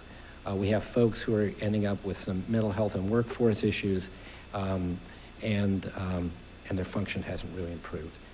And they're dying at an alarming rate as the sales go up.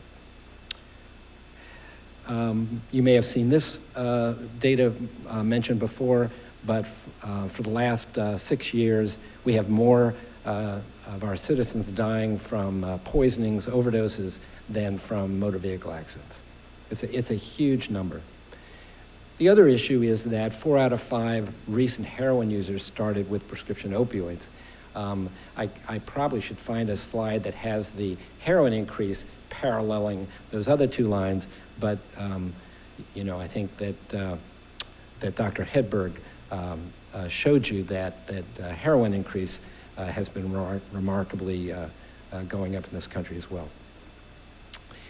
So this is an iatrogenic epidemic of massive proportions. Almost 50,000 U.S. citizens died last year from overdoses. Lots more morbidity involved as well. Lots of folks who are dependent and addicted, and unfortunately, many of those folks are turning to heroin. So now I want to talk about what we're doing about it. And in this case, I'm going to tell you a fair amount about what we're doing in Southern Oregon, a very similar community. I know that you're doing great work here, but cross-pollination is probably a good thing. So I like to think about the 3-legged stool of community engagement, okay? So we have the 3 Ps. We got the providers, right? That's many of us in the room. And we need to educate ourselves about best practices. And we do need to understand about addiction as a chronic disease. We need to understand the limitations of opioids. And the primary thing we have to do is stop prescribing so many pills. And I heard the conversation earlier about the ED docs who just want to get those folks out of the way. If someone were to be able to see the other side of that equation and where those pills go and the harm that it can cause, I suspect that we would take a minute and prescribe more responsibly, and I would recommend that we all do that. Anyway, the providers, obviously, we have a tremendous responsibility here. The patients have to understand what we're doing, why we're doing it, and they need to be given alternatives so they can learn how to manage their pain instead of trying to obliterate their pain, which will never be successful. And the public, this touches everybody. So the public needs to understand this as well. This is going to be a heavy lift for us to change the trajectory of where we've been going for the last 25 years. So let me start with the providers, okay? This really is our work to do. This is on our shoulders. We're the ones writing the prescriptions. We've got to be the ones to change our behavior. The reason we have so many pills is because we write for so many pills. Kind of self-evident. The other thing is we have to do it collectively. Otherwise, we're just playing whack-a-mole, right? You know, I get it together, I went to this lecture, I'm going to change my practice, I'm going to start bringing people down, and then they're going to go to your practice, and then they're going to go to your practice. And that's how these legacy patients really have continued over time, is we've got to stop, you know, take consideration for the patient in front of us and do the right thing with them. And if we all have the same message, I think we can really get somewhere. So about 5 years ago, we formed a group we originally called the Opioid Prescribers Group, because at that time we felt like the problem was writing too many pills, which it is, but we changed our name to Oregon Pain Guidance because it's really not, if we're going to deal with chronic pain, it really is not so much about opioids. It's really about how you manage chronic pain. So we meet every month. We bring together people who prescribe. We have the CCOs at the table. It sounds very similar to the kind of work you're doing here. You know, all the players, the substance abuse folks, the EDs, to talk about the problem. And we started with the fact that we had almost one citizen a week dying in Jackson County from opioid overdoses. It was a public health crisis. So started with that, and we provide CME, we provide dinner, we video conference, as I understand you're doing, we video conference with Josephine County, and we started by just brainstorming. What the heck are we going to do about this? And over time, we created guidelines, we've created a number of tools, and I think the stage we're at now, I would say, is just, you know, how do we get this adopted? And I like to say we do want to reinvent the wheel, because by I mean, you could go out and get some excellent guidelines by Googling them in about 30 seconds. The CDC has excellent guidelines. Washington State is way ahead of us, excellent guidelines. Tri-County area has guidelines. You all may have guidelines. But I think until you debate them and discuss them and adopt them and create them yourselves, that it has less meaning. So that was our attitude. We want to take ownership of guidelines. Lo and behold, we turned out the same guidelines as everybody else. And here's a summary of our guidelines. We're actually in the process of revamping them, which I'll talk about just a little bit. But I think that Katrina went down this list, and you know, as I said, this is really kind of what's felt to be the kind of standard of care. The only 2 points I would draw out is that, number one, you can't do this yourself. You've got to be in a collaborative relationship with others. This is not one of those, I open the door, I go in a room for 15 minutes, and I pop out, and the patient's got a prescription, and I'm done. It's way more complicated than that, and you need to be partnering with others that have skill sets. It's a chronic disease. It's like diabetes, and you really can't just treat diabetes by giving a prescription. And the other is that there's a lot of psychodynamics here on our part. Anna talked about that quite a bit, and I'm going to talk about it a little, but that comes into play as well. We're going to be changing our sort of guideline flowchart soon, but the point I want to make is we're trying to make this user-friendly. We're trying to make this easy for you all who are seeing patients on a regular basis to have a reminder of kind of what are the best practices. We've created flowcharts for opioid tapering as well as for benzodiazepine tapering as well. So, if we build it, will they come? And we've done a number of surveys. We surveyed all the docs in well, not all the docs. We got about 100 and some odd responses back from our Southern Oregon providers, and they agree with the guidelines. Here's just one that we put out there, which is basically trying to get the MED kind of on the low side, lowish side. But we asked the question of all the various guidelines, and basically we had very little disagreement. That's not to say everybody follows the guidelines, but conceptually, people agreed with the guidelines. And one of the reasons is, it gives us an external backbone. And people find it very helpful to be able to say to their patients, the thinking on this has evolved. I understand that perhaps when you started on these pills, you were told X, Y, and Z, but this is what we now know. And as a community, we have a standard of care. And let me explain that to you and what we're going to do. And so people find that useful. So back to the OPG, we are structuring our meetings these days with a certain amount of didactic information, and then we break into small discussion groups, tables like this. We try and make sure that there's a diversity of opinion, so there's a pharmacist and a provider and a behavioralist, et cetera, and then we get back together at the end of the meeting, sort of report out, and then hopefully can kind of move whatever that subject was along. For example, we've talked about trauma-informed care, benzodiazepines, how to have challenging conversations. We had Joe Thaler from the medical board join us, et cetera. Well, we had the author of Dreamland, which I'm going to talk about in a second as well, Skype in with us, and we did a little book club. We're in the process of revising the guidelines. Again, same process. We'll take a subject matter like, what do we think is the appropriate way to treat acute pain? How many pills for how long, that sort of thing. And we will discuss them as a group, and then we'll revise what was written, bring it back to the group, and that's the process we're going through now. We have a steering committee that meets every 2 weeks. And we have, these are the diehards, the people that really, are passionate about this issue, maybe 6 to 8 of us. We have both CCOs at the table. We have a representative from Federally Qualified Health Center. We have a social worker. We have somebody who is living with chronic pain, had been on really high doses, got off, and she kind of helps advise the work that we do. There are challenges.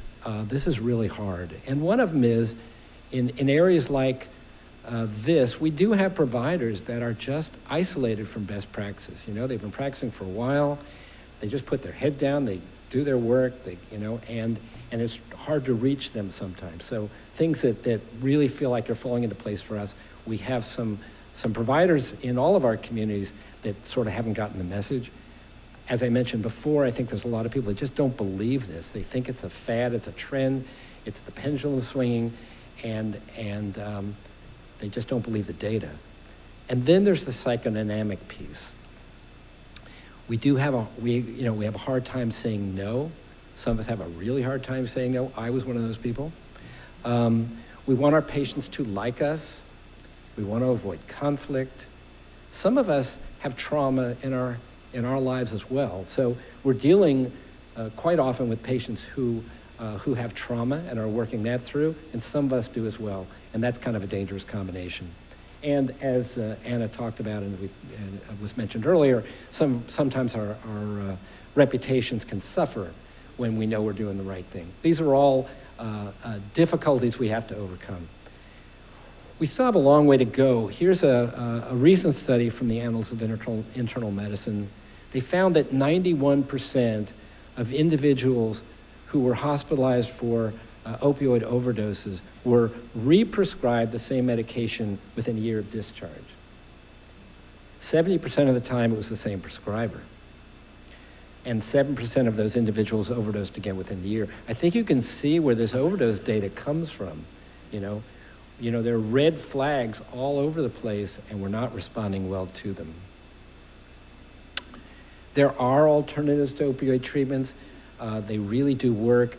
This is an experiment that we had going in Southern Oregon for a couple of years. It's been transformed, but it was called the Pain Resiliency Program, and basically you could refer patients there. They would get pain education, they get movement therapy, they'd get a form of ACT therapy, they would meet with their peers for support. The real issue was The numbers of people that were actually enrolled were fairly small, but the benefits were huge. So it is something we're going to continue to build on. Probably we're going to take lessons learned from that and try and inject it into the clinics rather than ask folks to travel from the clinics to the special program and back. These are really challenging patients. So I think people say, you know, why should I even bother to treat chronic pain? I mean, what a headache. I'm just going to send them all somewhere, pain specialist perhaps. And, you know, I'm going to set all these rules down, and you know, I think Anna showed the nuclear option, right? You know, you're out of here, right? And you know, this is a skill set I don't have, and besides, insurance just isn't going to pay for it, right? So let me address those three real quick. Why bother? It's because in the practice of medicine, pain is part of the human condition, and I can tell you, having gotten older, that we all have pain, and we have to learn how to manage it and cope with it. I really don't think that there was a comment earlier about, you know, what medicines are at our disposal, you know, when they can't take non-steroidals, et cetera, et cetera. It's maybe in a small part about medicine, but I think it's much more a deeper human philosophical sort of an issue that people have to come to grips with. Fire your patients. You know, first of all, they're just gonna move on down the road, just kicking the can to one of your colleagues. And in fact, you know, once you're comfortable, once you have a goal, something shining up there has to do with patient safety and what you know about opioids, and you can from your heart tell your patient that, they may not hear you the first time or the second time, they may come back, but I think you really have to educate them and as best as you can, keep them as your patient. Take a lot of time.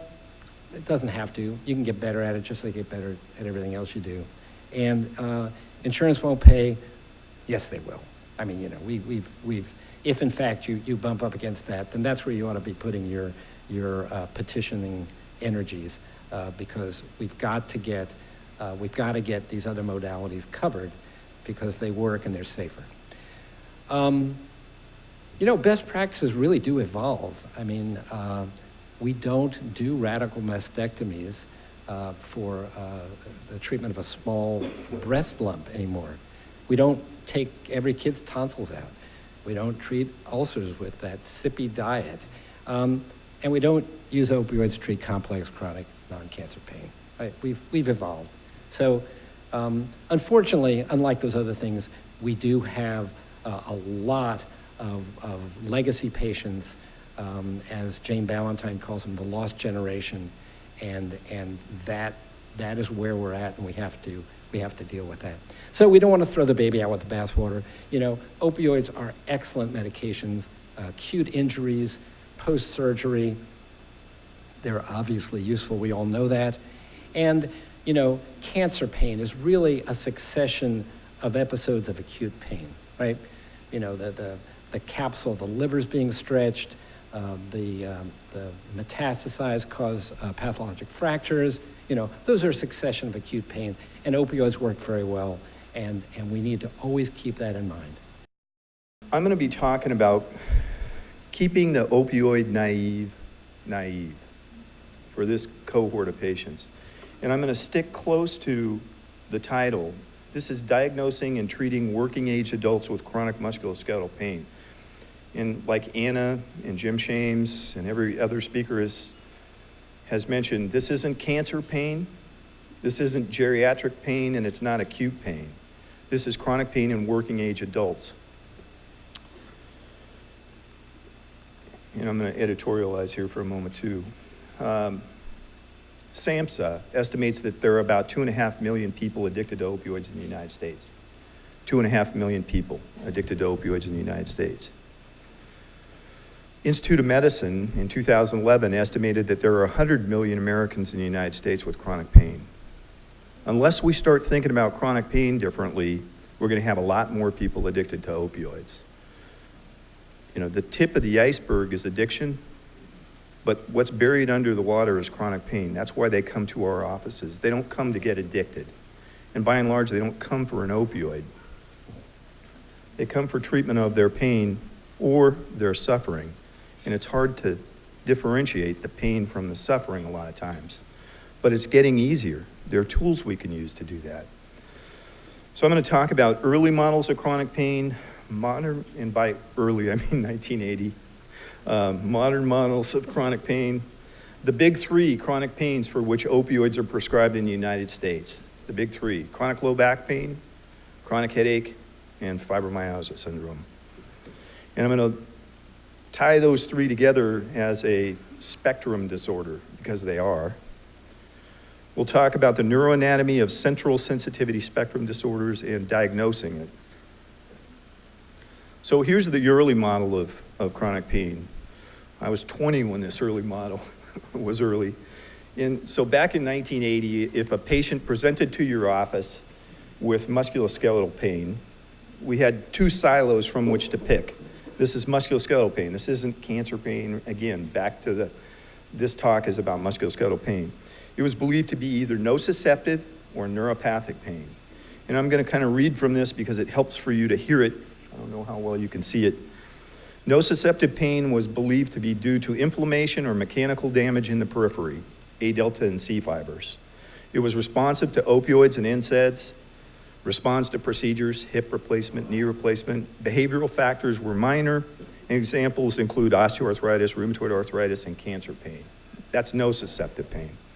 Neuropathic pain, on the other hand, back in 1980, was felt due to damage to peripheral nerves, either entrapment or damage due to like diabetes.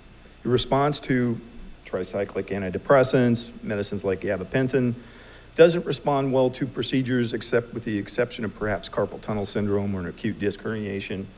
Behavioral factors, again, were thought to be minor, and examples of this early model were diabetic neuropathy and post-herpetic neuralgia. But then in 1990, this happened, fibromyalgia. You know, where's the nociceptor? There isn't a nociceptor. You know, is it neuropathic pain? No, it's not neuropathic pain. And the rheumatologists quickly realized that this was a conundrum. We don't have a silo in which to fit this condition. So they made one, and they call it central pain. And central pain is primarily due to, a brain pain, if you will, and I'll elaborate on that. It responds to tricyclics. They knew early on wasn't very responsive to opioids, although they were very desirable. Doesn't respond to procedures. Behavioral factors are more prominent, and examples include fibromyalgia, irritable bowel, tension, headache, and idiopathic low back pain. That list is going to get a lot bigger quickly. One way to think about these three silos, is there a laser on this thing? I don't know. Anyway, with the way to think about these three silos is that the two on the left, nociceptive and neuropathic pain, are bottom-up pain. You have a stimulus in the periphery that causes a nociceptor, an A delta or a C fiber to fire. It goes up the afferent loop to the spinal cord, synapses and Rexid's layers, crosses over, ascends in the spinal thalamic tract, goes up to the brain, and poof, the perception of pain occurs. Pain is a perception. I'm going to keep emphasizing that. Pain is a perception. It's not a stimulus. It's not the hammer on your thumb or on your toe. It's a perception that occurs only in your brain. So I'm saying, yes, it's in your head. And it's okay to say that because that's true. The other one, central pain, is thought of differently. That's top-down pain. That's abnormal processing, maladaptive processing of pain in the brain, either amplification and or a failure of descending sensitization. This is a different entity. And that silo of central is big. And this, unfortunately, is variation in opioid prescribing for fibromyalgia syndrome from 2007 to 2009.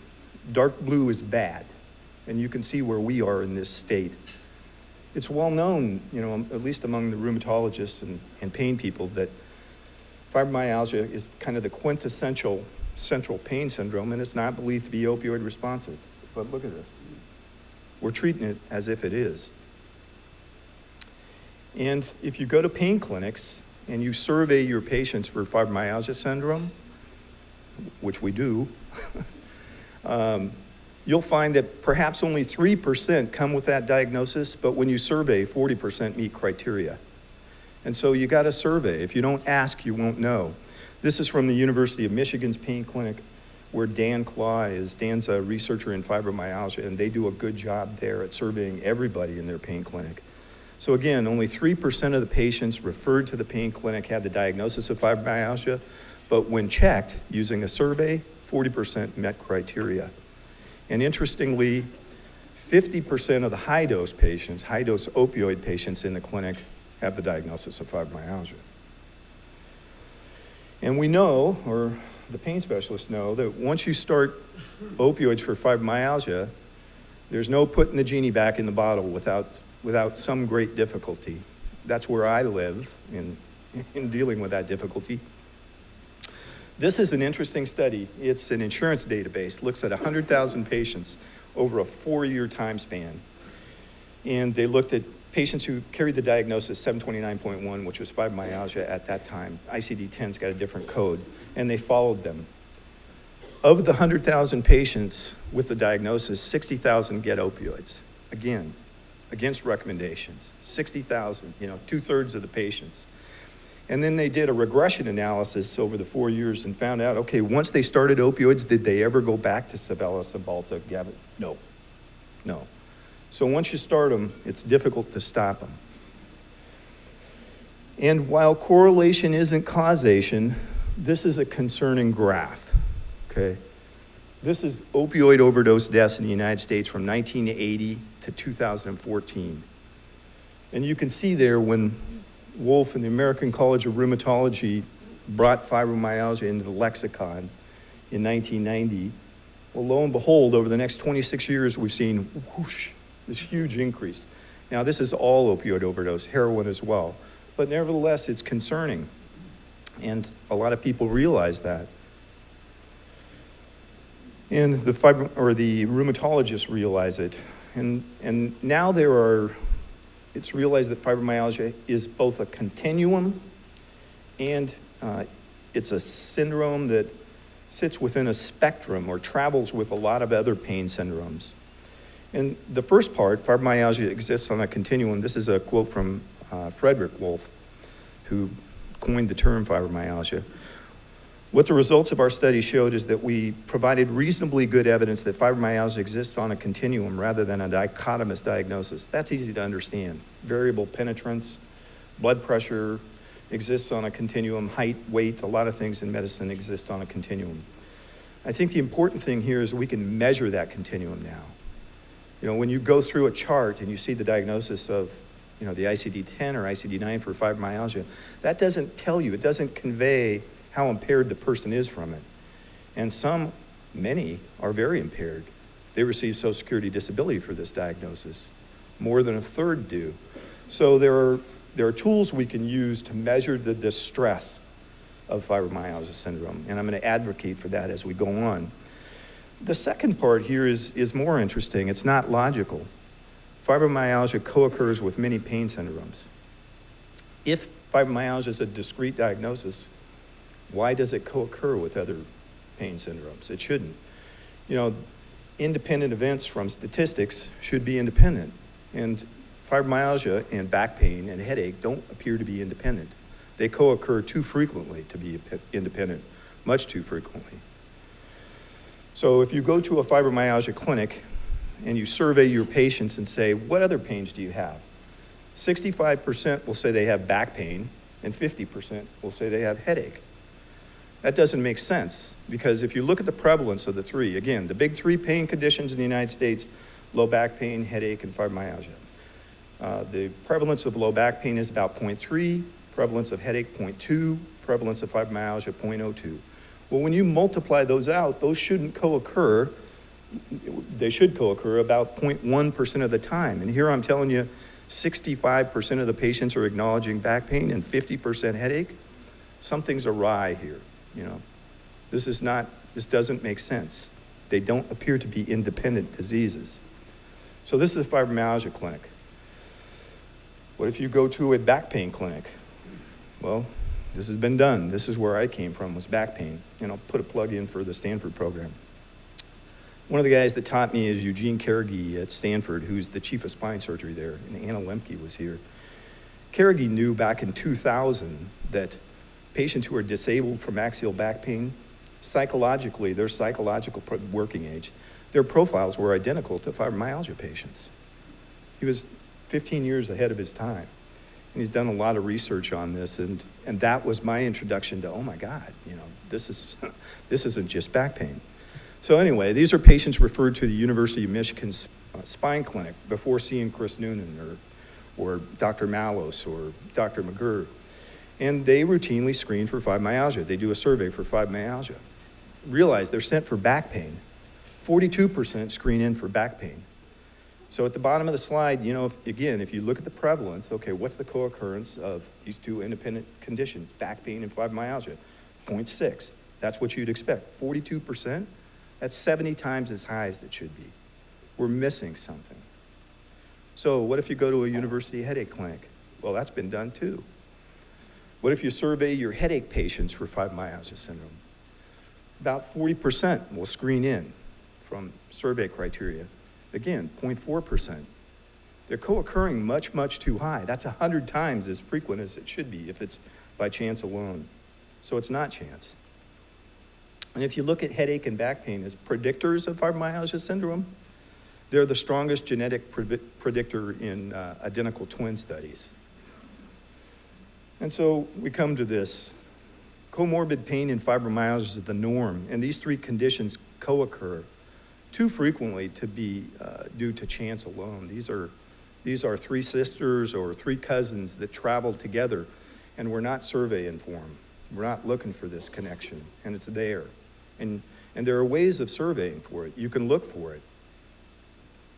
And this is a quote from Dan Claw from University of Michigan. And Dan's a good guy. He's a researcher, a rheumatologist and researcher in fibromyalgia. And I'm going to read this to you because it's been my experience and it was Eugene Carnegie's experience. Overwhelming evidence reveals that what is often labeled as a single chronic regional pain syndrome is, upon closer evaluation, a chronic illness beginning much earlier in life, where the pain merely occurs at different points of the body at different points of time and is given different labels by the subspecialist focusing on their region of the body. So when I worked in spine clinic, I'm focused on spine. When you're working in a headache clinic, you're focused on the headache. When you're working in a fibromyalgia clinic, you're working on, we got to screen for this. And I mentioned that it appears to be a spectrum of conditions. Mohammed Yunus is one of the first, probably the first rheumatologist that realized this way back in the 90s, that he proposed the term central sensitivity spectrum. This was an earlier paper, but now here are some of the constituents of central sensitivity syndrome. One way to look at it is like that's the genus, and then the species are these different pseudo-diagnoses, and I'll read some of them to you. There are 22 items on this. Fibromyalgia syndrome, irritable bowel syndrome, primary dyspepsia, tension headache, migraines, myofascial pain syndrome, TMJ pain, chronic neck pain, chronic low back pain, restless leg syndrome, periodic limb movement disorder, endometriosis, and so on and so forth. It's all of these chronic pain conditions that if you survey in your review of systems and your intake questionnaire, well, lo and behold, you'll find tons of them. Too many to be by chance alone. It's an improbability balloon that you see when they circle all these things in the review of systems. So most of us that prescribe realize that we see a lot of this. You see this distress and maybe no nociception, no clear nociception. But how do you convert that to a diagnosis? You know, okay, cool, I get this concept of central sensitivity, top-down pain, that's good. That makes sense. What's the ICD-10 for it? There isn't. Until you go to DMS-5. And when you go to DMS-5, somatic symptom disorder does pretty much fit with predominant pain, pretty much fit this diagnosis. This is the missing link, and this is how you code for it. This is how you add that dimension of distress. Because again, it's a continuum. All of these things are continuum. About 5% of adults with chronic low back pain are disabled, receive Social Security disability. 35% of fibromyalgia patients. I've worked with nurses who have back pain and headache pain, and they're not disabled by it. So when you see the ICD-10 code in the chart, or ICD-9 code, it has no meaning. This adds meaning, and I'm gonna read this to you. One or more somatic symptoms that are distressing, pain, that result in significant disruption of daily life. There are 3 criteria for somatic symptom disorder of primary pain. B, excessive thoughts, feelings, or behaviors related to somatic symptoms, pain, or associated health concerns as manifested by at least one of the following. And this is how you grade it if you eventually decide to grade it, and I will. Number 1, disproportionate or persistent thoughts about the seriousness of one's symptoms, rumination. Number 2, potentially high levels of anxiety or health symptoms. I use a PHQ-4 for depression and anxiety, so I pick up the anxiety in my intake questionnaire. Number 3, excessive time or energy devoted to these symptoms or health concerns. You can kind of just go through the chart and find that. And number C is chronicity, 6 months or more. So I think this is the missing link on how we diagnose this. And we enter this into an administrative database so that potentially down the road, we can make the argument for more behavioral health care funding, because this is a behavioral health care issue. So in the Dan Claw quote, he said there's overwhelming evidence for this. What's the overwhelming evidence? Well, the overwhelming evidence is functional MRI. Again, this is brain pain. The brain's where all this happens. And I'm going to step back, and I'm going to linger on this slide, because this slide is a difficult conversation. I've had other doctors want to argue this slide with me, and this is anatomy. And all patients are going to want to argue this with you. Pain is a perception, it's not a stimulus. Pain only occurs in the brain. You've got a noxious stimulus that's outside the body. It interacts with a nociceptor, an A delta or a C fiber.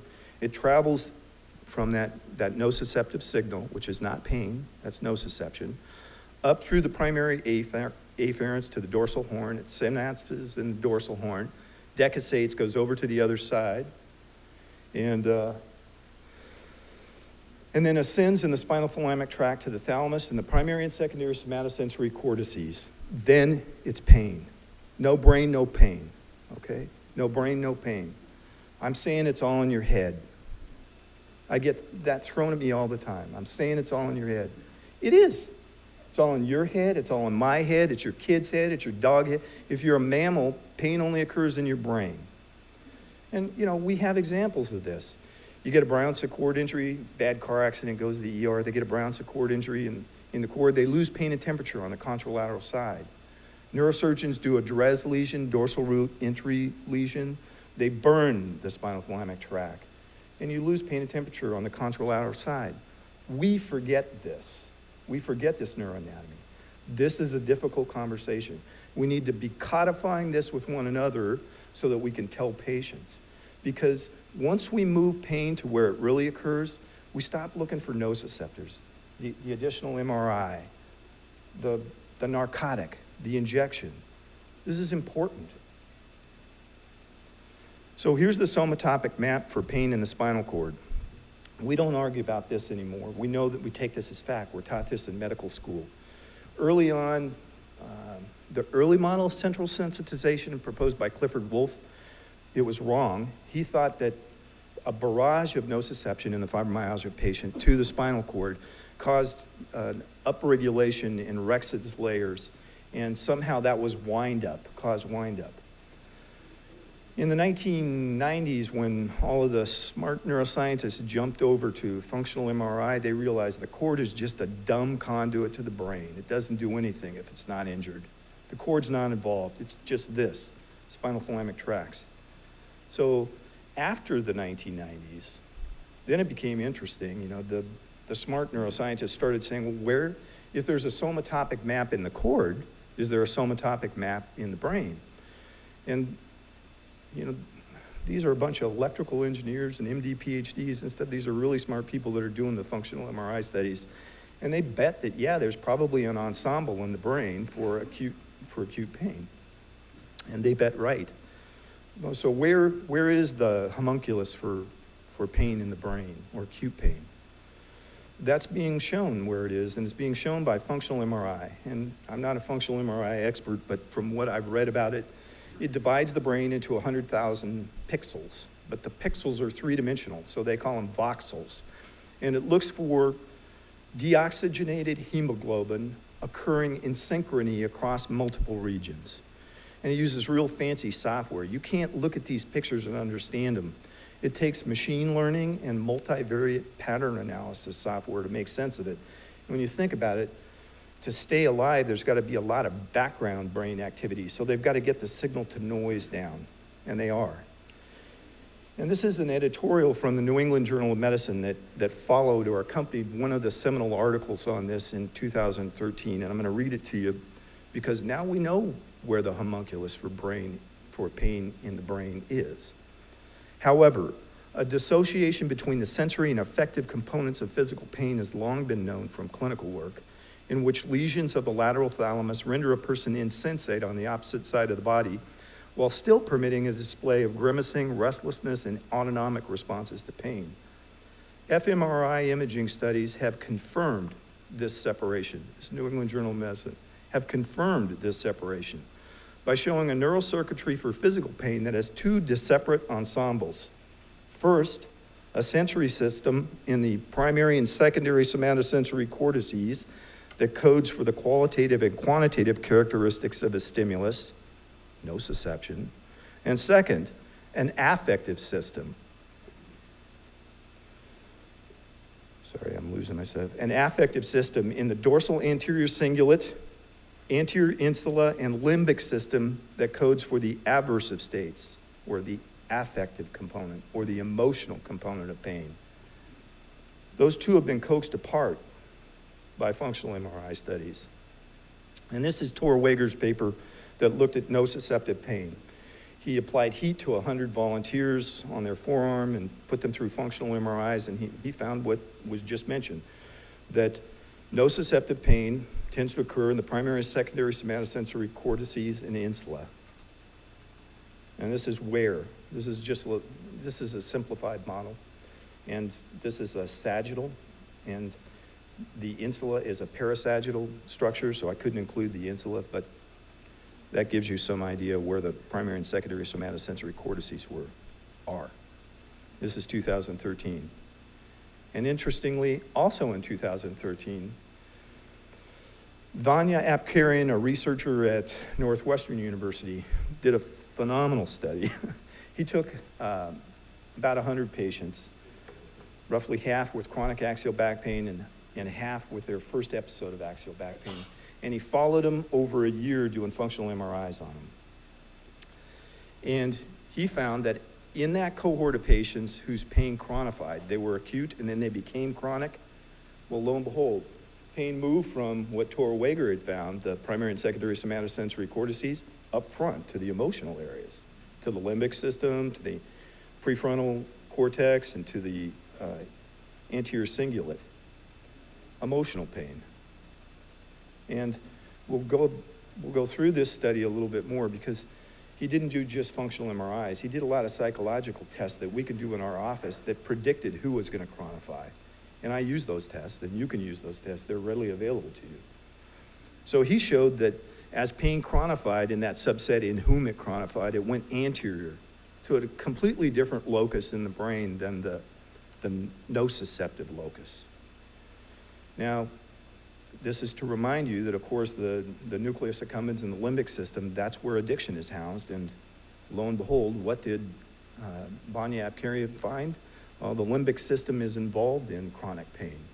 And so it's not a far cry to think, well, geez, maybe if I add opioids and cause a release of dopamine, am I perhaps chronifying this pain? Am I entrenching this behavior or this thought pattern? I would argue that you are. There are rapid brain changes when you prescribe opioids. The fastest are probably 3 days, but over a month, you'll see difference in functional MRI of the brain. So this is just a little visual description or cartoon that compares nociceptive pain, where Torwager found on the functional MRI studies with heat on the forearm against pain that chronified over the course of a year, back pain, it went anterior. Now, obviously, everybody exists along a continuum here, and there's going to be some of us that have some emotional pain and some nociceptive pain. But we have psychological tools that can coax out how much is in one area and how much is in another. And Apkarian used it, and I'll mention them to you. So how do you diagnose and treat central sensitivity spectrum disorder or somatic symptom disorder with predominant pain? They're the same thing. There is a pain-prone phenotype. This is right from Dan Claw. Tends to be female, although not exclusively, perhaps twice as many female with chronic pain. History of early life trauma. Family history of chronic pain. Personal history of centrally mediated symptoms, multifocal pain with neuropathic descriptors, fatigue, sleep disturbance, psychological distress, memory problems, cognition such as catastrophizing, we can measure that, and lower mechanical threshold for pain, and that's a plus or minus.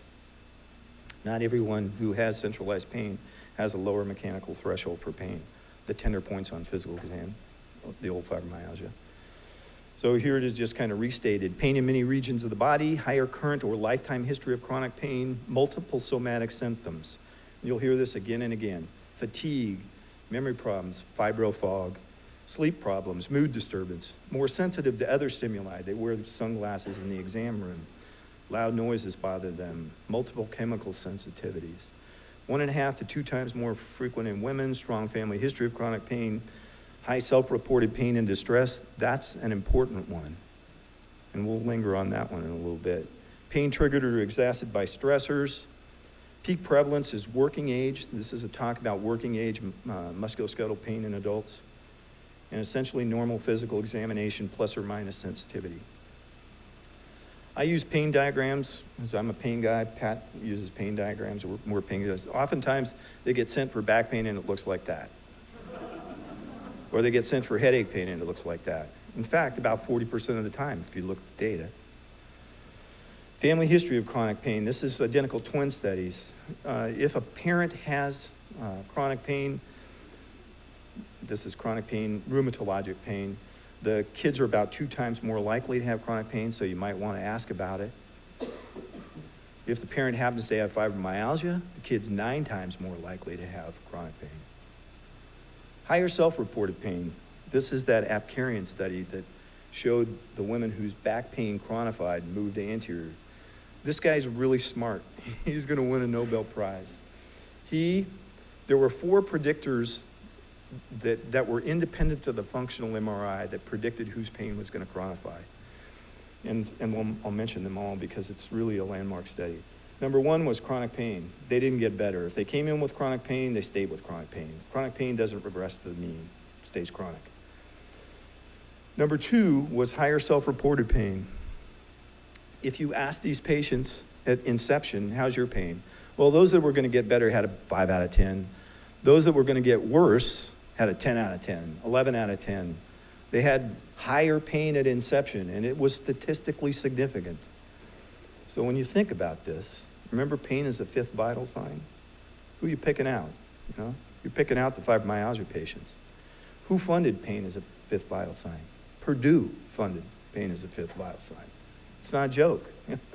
And the other 2 things that, this is 2. So number 1, chronic pain, predicted chronic pain. Numeric pain rating scale, or VAS, predicted chronic pain.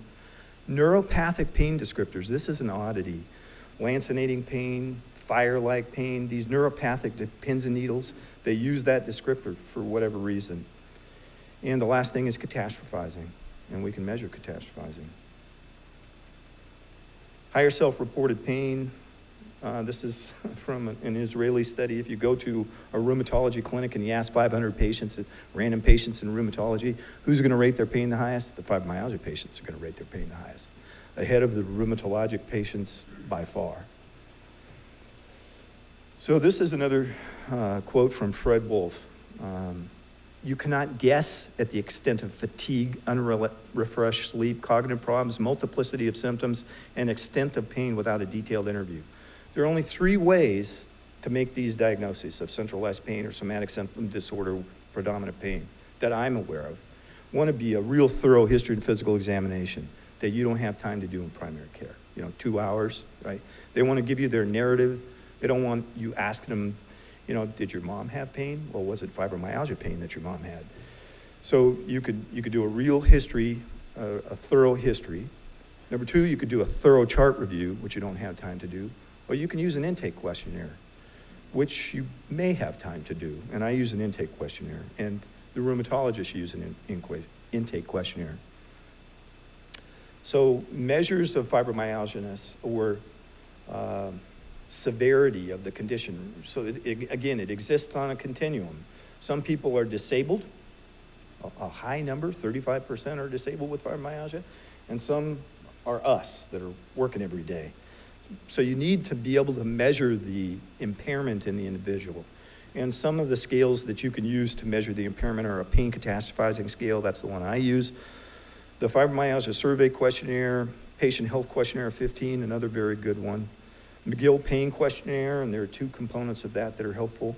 Modified Somatic Perceptions Questionnaire or Central Sensitivity Index. These things are all public domain. And I think I've connected a couple of them to the end of my report that you can go download. Here's a pain catastrophizing questionnaire. This is what I use. It's simple. 13 questions, 0 to 4 score. Above 30 is abnormal. And I'll read you some of the questions because if you're not familiar with this. I worry all the time about whether the pain will end. I feel I can't go on. It's terrible and I think it's never going to get any better. It's awful and I feel that it overwhelms me. I feel I can't stand it anymore. I become afraid that the pain will get worse. I keep thinking of painful events. I'm anxious. I want the pain to go away, and so on and so forth. You can grade it. You can get a sense of the impairment. This is the 2011 Fibromyalgia Survey. I'm going to linger on this for a second, too. Every 10 years, the American College of Rheumatology revises the guidelines for fibromyalgia. Back in 2000, they had the 11 of 18 tender points. Well, when they met again in 2010, they dropped the tender point exam. In fact, if you think about it, they dropped the whole exam. This is just a patient survey. They can self-diagnose themselves with this. Greater than 13 is abnormal. And, I mention that because when you think about it, there's no straight leg raise for fibromyalgia. There's no gallop. It's a history. It's based on history. A lot like psychiatric evaluation. Positive review of systems. This tries to capture that element where these things travel together. Central sensitivity syndromes tend to co-occur. Back pain, headache, fibromyalgia, huge co-occurrence. Well, when you find out what they are, that list from Muhammad Yunus, and you put it in your review of systems like I have, this becomes an improbability cloud. The more they circle, the more you know this is central pain. So I'll just read some of the circles. Difficulty sleeping, irritable bowel, multiple chemical sensitivity, abdominal adhesions, interstitial cystitis, fibromyalgia syndrome, TMJ, numbness, headaches, migraines, memory problems, chronic fatigue, depression, anxiety, sexual abuse, and panic attacks. There are multiple other ones that also fit the criteria there. But you can ask that. You can put it in a little questionnaire or put it in your little review of systems and just look and see how many of these co-occurring pains they have. And if they're honest, they'll circle them and you can make the diagnosis. Now, this talk is not designed to be about treatment of central sensitivity disorders or somatic symptom disorder with predominant pain. But Dan Claw did a nice review in JAMA in 2014 and he graded the evidence. And you can see the evidence up top, 1A evidence for a lot of things, including cognitive behavioral therapy and acceptance and commitment therapy. And then, very poor evidence for opioids and NSAIDs. And I'm not going to spend too much time on this because even those for which there's strong evidence, the clinical effects are small. So it's not very promising, the evidence. Natural history of fibromyalgia, this is also from Fred Wolf. He followed like 1,500 patients for 12 years in a rheumatology clinic and they don't get any better. And more than a third, also Fred Wolf, end up on Social Security disability.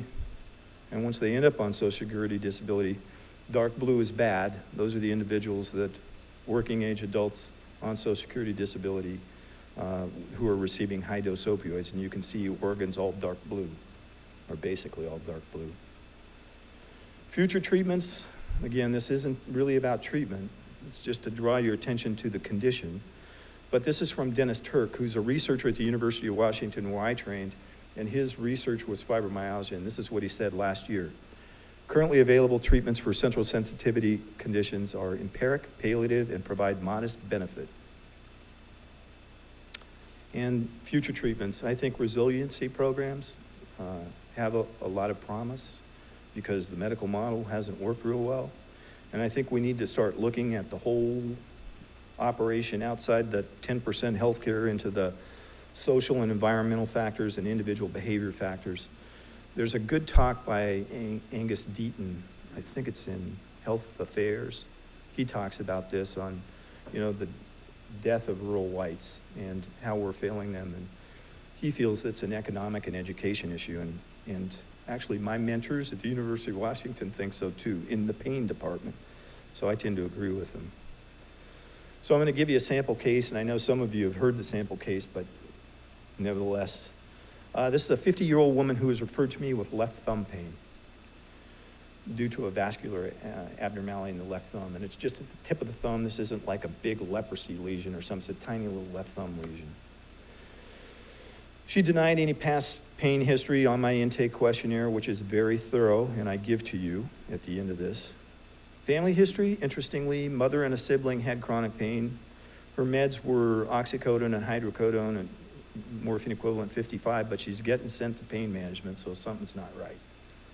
And this is kind of my intake questionnaire, but I've reproduced it here. She circled her left thumb. Her pain was 9 out of 10, kind of constant.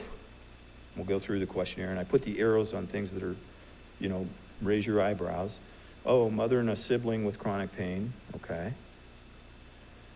Difficulty sleeping, the review system's completely normal aside from difficulty sleeping. But her pain catastrophizing level was 52 out of 52. That's off the chart. So here you've got a 50-year-old working woman who's disabled by thumb pain, and her catastrophizing scale's off the chart. She has a family history of pain, and she had one other risk factor. So things didn't add up to me.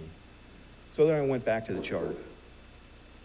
And lo and behold, the chart said she had a long history of chronic multifocal pain dating back many years, including multiple visits to multiple pain providers.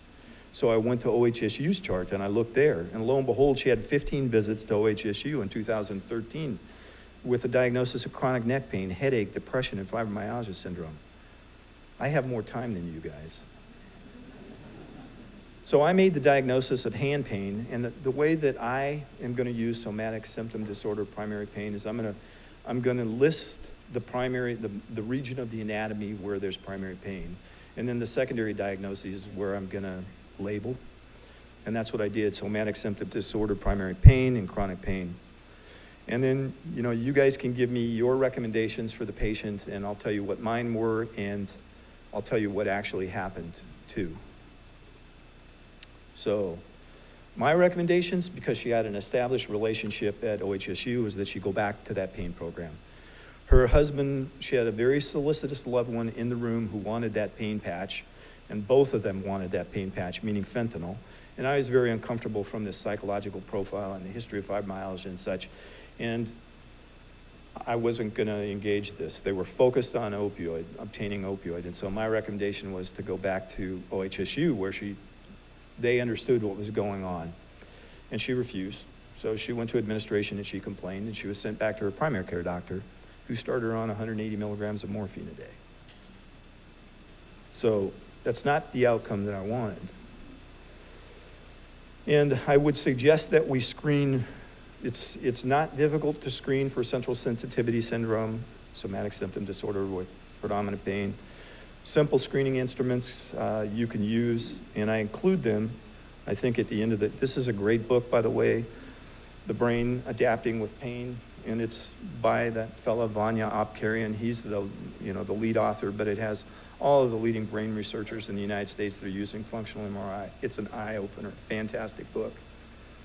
And then I've included some resources in the back, including this presentation, my intake questionnaire that you're welcome to have, a pain catastrophizing scale, PHQ-15, an article by Dan Claw on this issue of musculoskeletal pain, diagnosing and treating musculoskeletal pain, and then a talk that's like mine, you need to register for this, by an internist at Columbia named Nancy Chang. Nancy's got 2 fantastic talks, one on chronic pain, and she thinks just like we do about it, and the other on somatic symptom disorder, and she's phenomenal. So I'd really encourage you to read Nancy's stuff and listen to it. It's actually a webinar. And if there are questions, I'll take questions. This is a group that I would encourage anyone that's interested in this to join, Physicians for Responsible Opioid Prescribing.